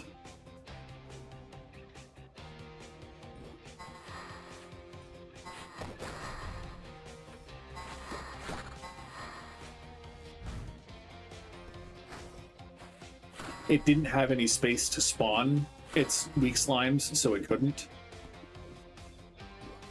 Which is one way to deal with the slimes spawning.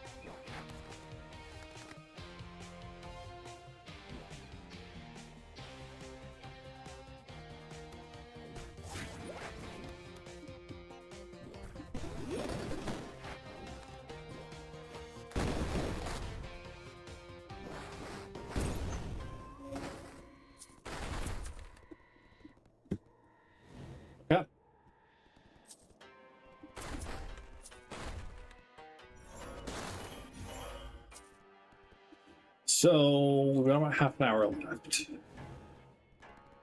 So I think let's go back, take our cards, and then we'll try to go to the second floor of a dungeon.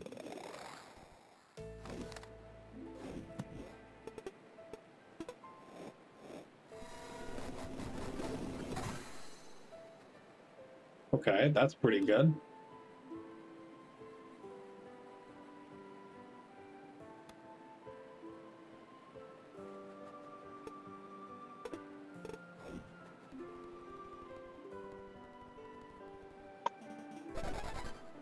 Nice.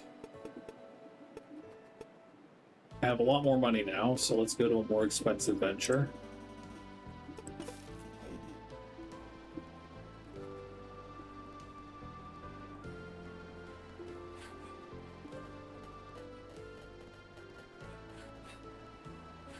Again, I swear there is a place you could buy booster packs and other cards.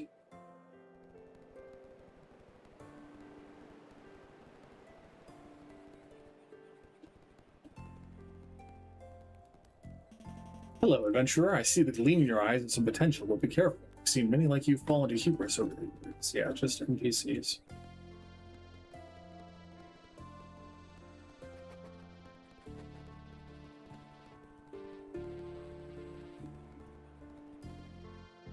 You just do the gem stuff that I don't really want to deal with right now. You want to play slime points or whatever, and I don't really want to deal with that either. Okay. So let's go. Let's try to go to the second floor here.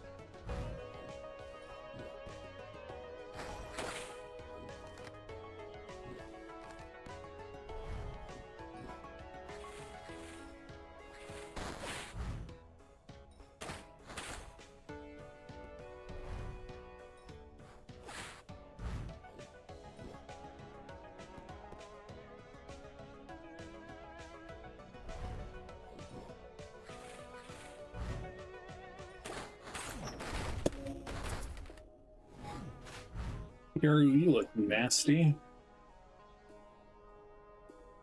Summon spectral bombs, huh?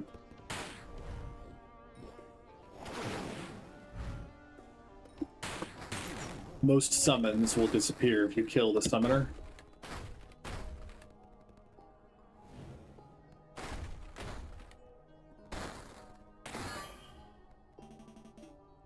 I don't think I have shards, so we'll pass.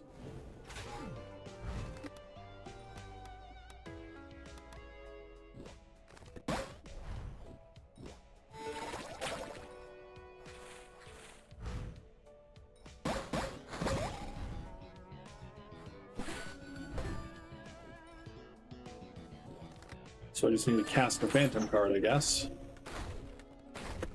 Which we can do.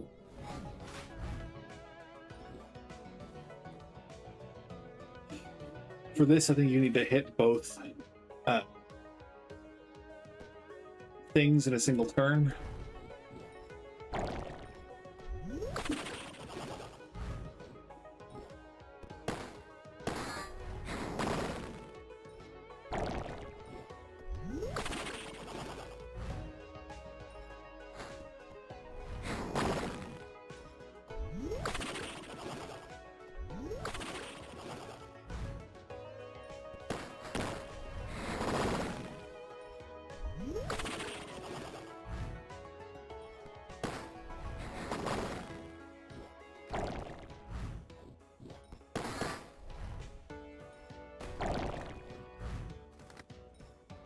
So I'm just going to discard a bunch of these cards so that I can draw more.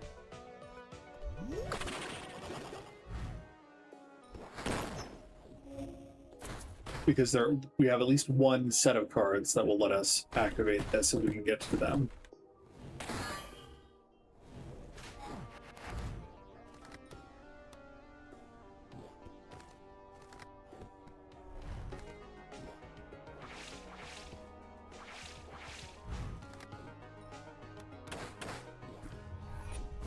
Yes, destroying a mob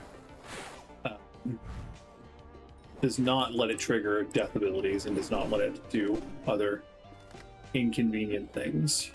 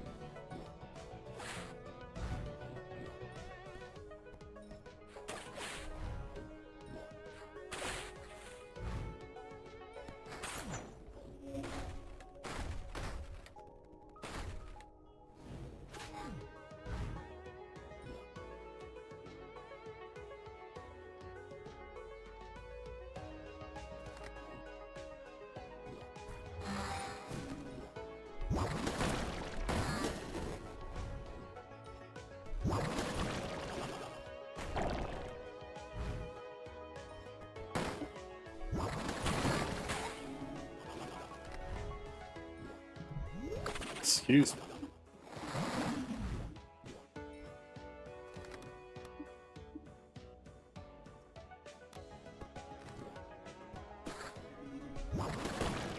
Man, my ally has hurt me more than the enemies have.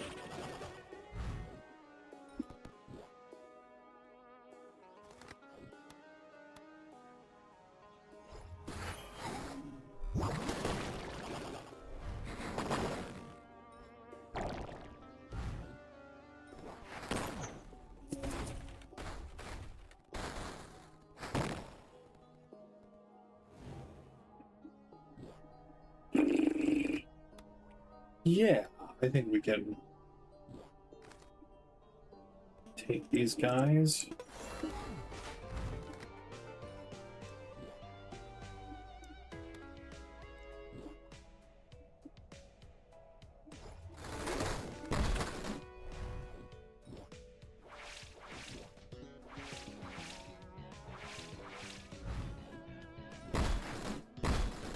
Oh, he can't shoot without a thing in front of it. That's good to know.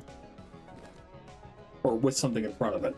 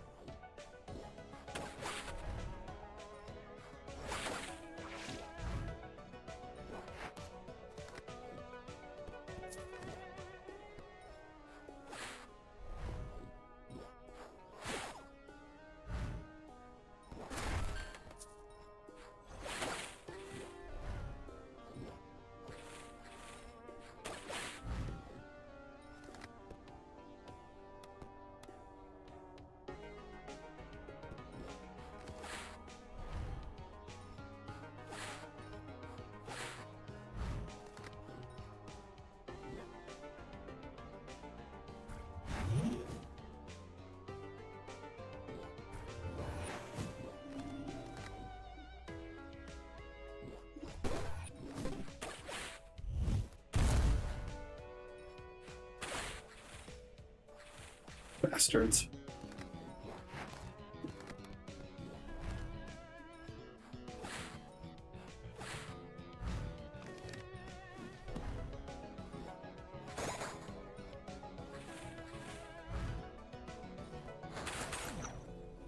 Cool.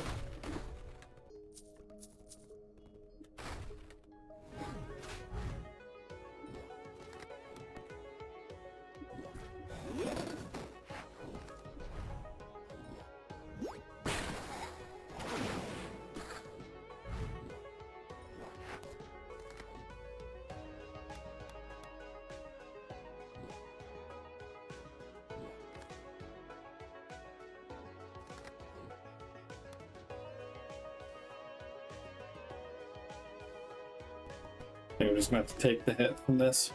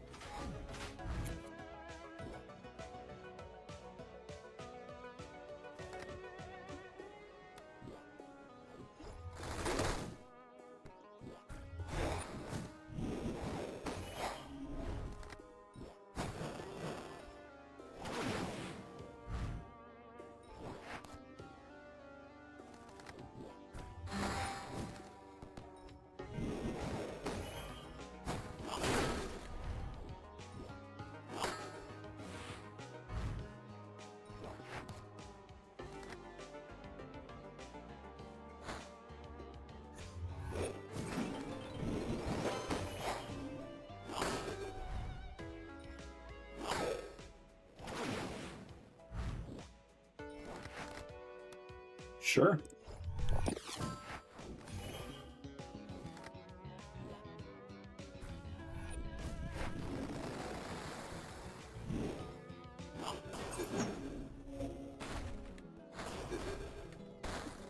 I was going to use the buzzsaw to activate the switch, but I didn't get it otherwise. Oh dear, more narration. Oh, hero of legend, here are tales. Knowing both lies and truth is the only way forward. Speculations about the origin of the oracle always abound among the seafaring civilizations of the West. Scholars from all over the world flock to the West in search for the birthplace of the archetype of reason, but never found anything of note in the vast deep blue. Long ago, letters from merchant ships of old lost an old lost nation told of their unlucky journey's end, where they were wrecked into an impossible atoll that seemed to be infinite. If the content of these letters is true, the impossibility of the landscape pointed toward it being the fabled birthplace of the oracle. Searches for this wreckage continued for centuries and then millennia to no avail. As time passed, this lost wreckage became just a myth. Well, myth no longer. Yeah, we'll take a reshuffle.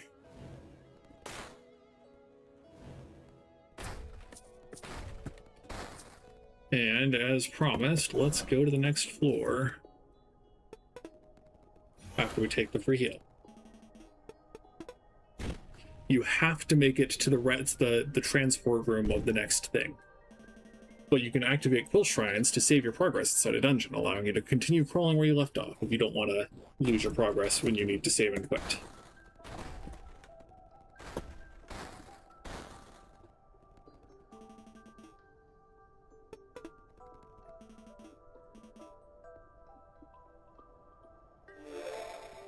Okay, cool.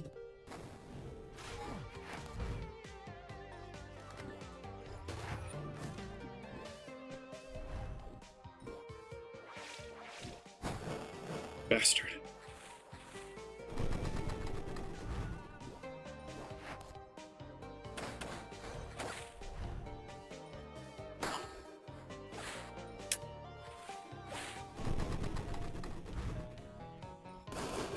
We're probably going to get put to sleep here, but that's okay.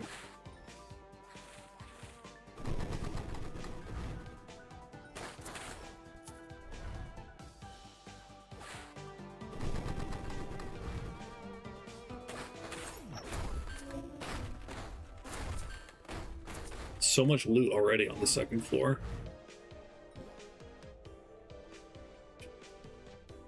So you'll spawn clams. I don't know if that's good or not. These guys float. They have the little flying icons so they can move through chasms. Otherwise, it would be very tempting to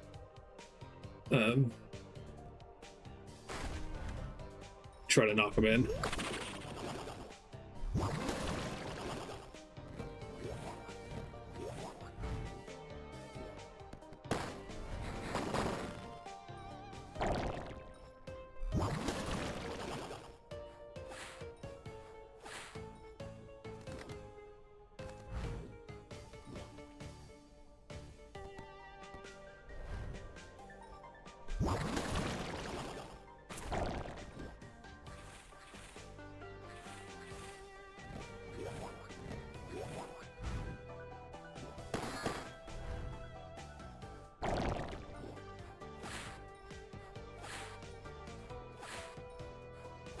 This is a dangerous number of slimes, so we might just end our journey here.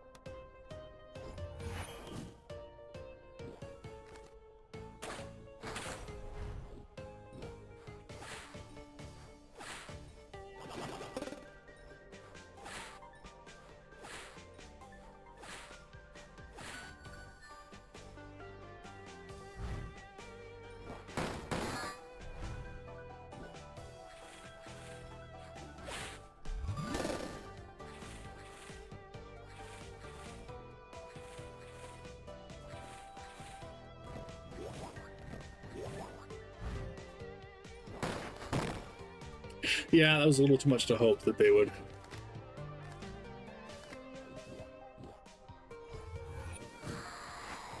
just disappear.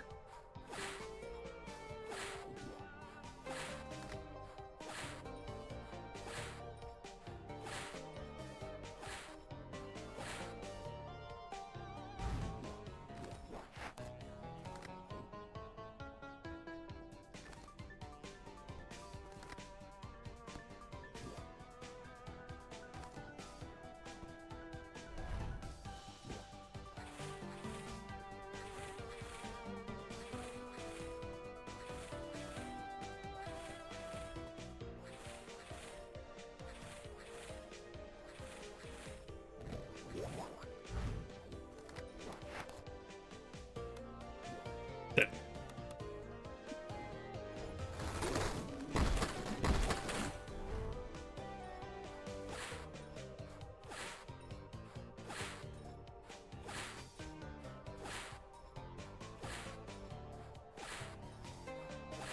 No.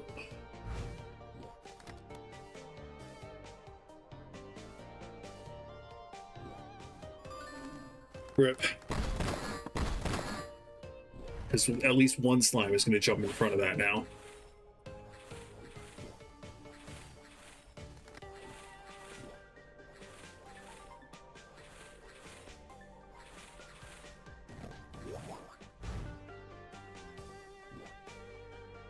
I can't just push one, I would need to be able to push them all.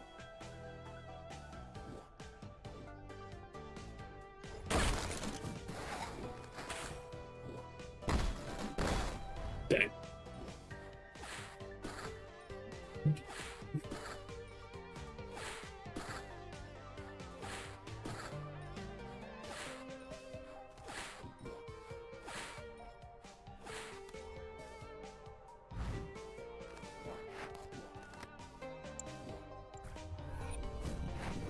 That's something. No more slimes are going to spawn.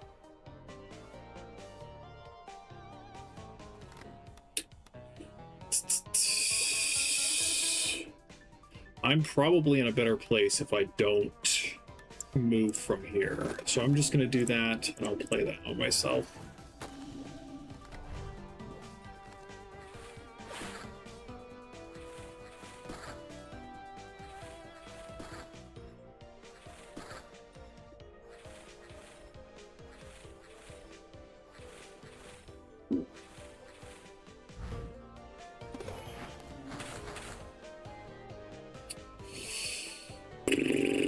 They're all going to stay still. So I am going to summon this one.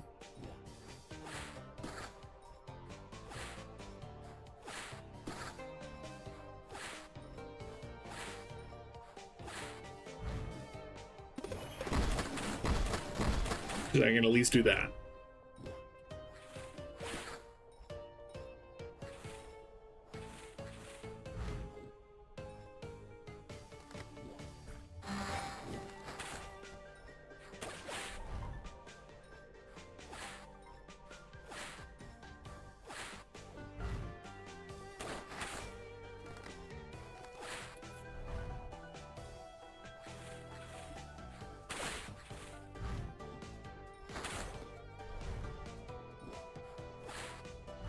Yeah, we managed to big brain our way out of that.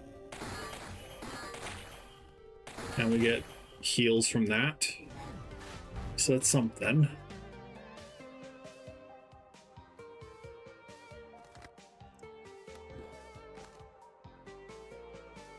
I'm guessing the Nautiluses can't step on pressure plates for me, but hopefully I can build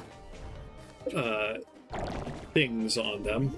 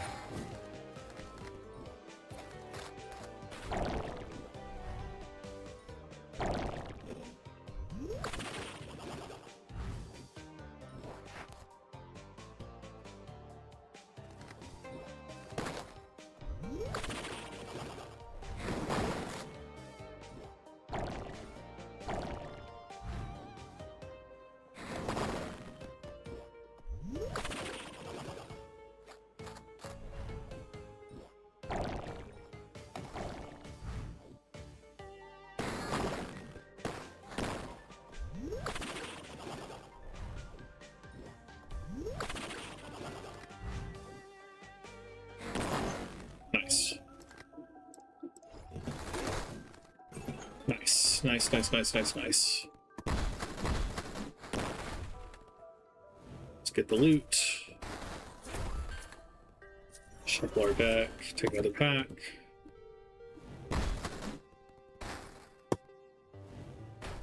Rest sites, unfortunately, won't let you save and quit, because we are at the end of stream. Oh dear, oh dear, oh dear.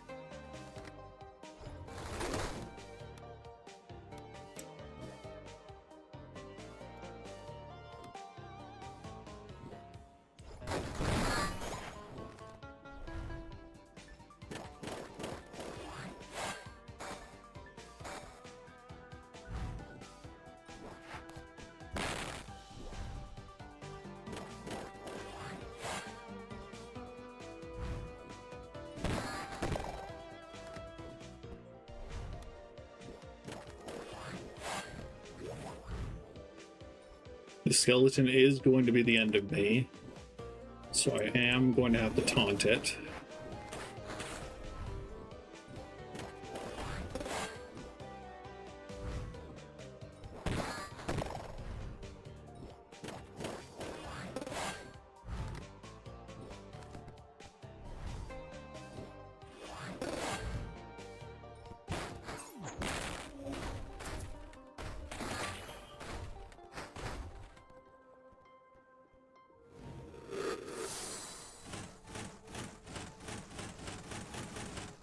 Oh dear. I didn't see that last swap. I think it was the bottom left one, but I don't know if I want to risk it. Especially because that's the way out right there. So these guys...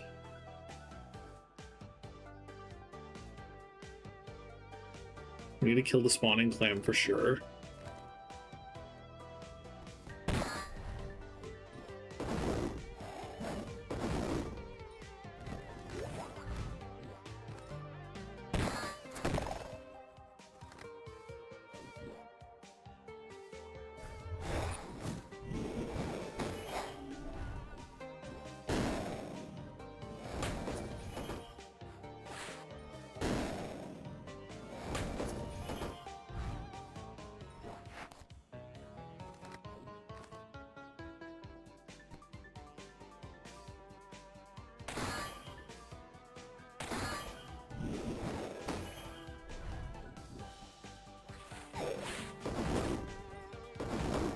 Nice. They hurt each other. That's good.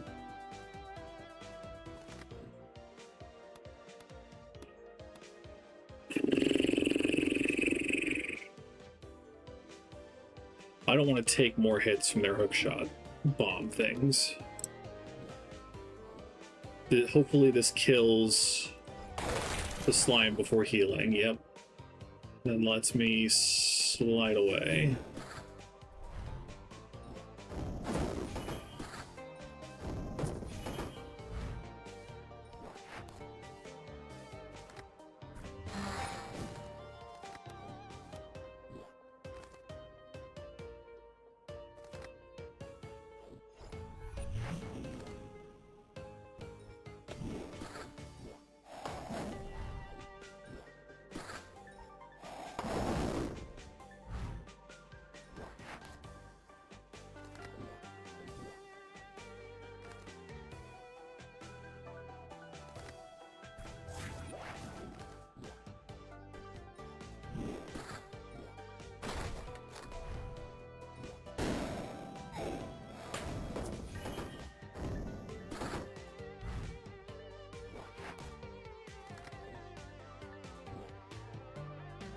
We'll just shield. I think it'll be a good turn.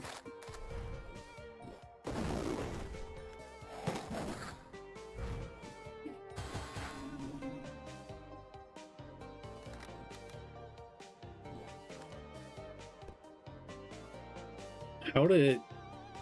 Because it'll also heal. I'm really not sure how to take these guys out.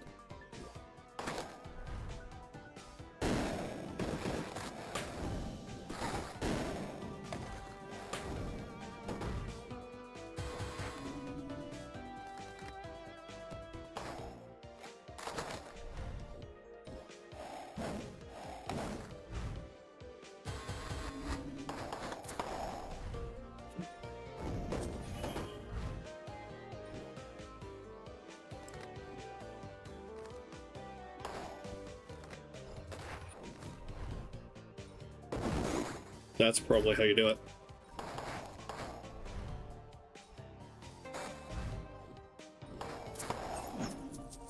Okay, cool. And so it was risky. We almost died a couple of times, but we made it out of the second floor alive.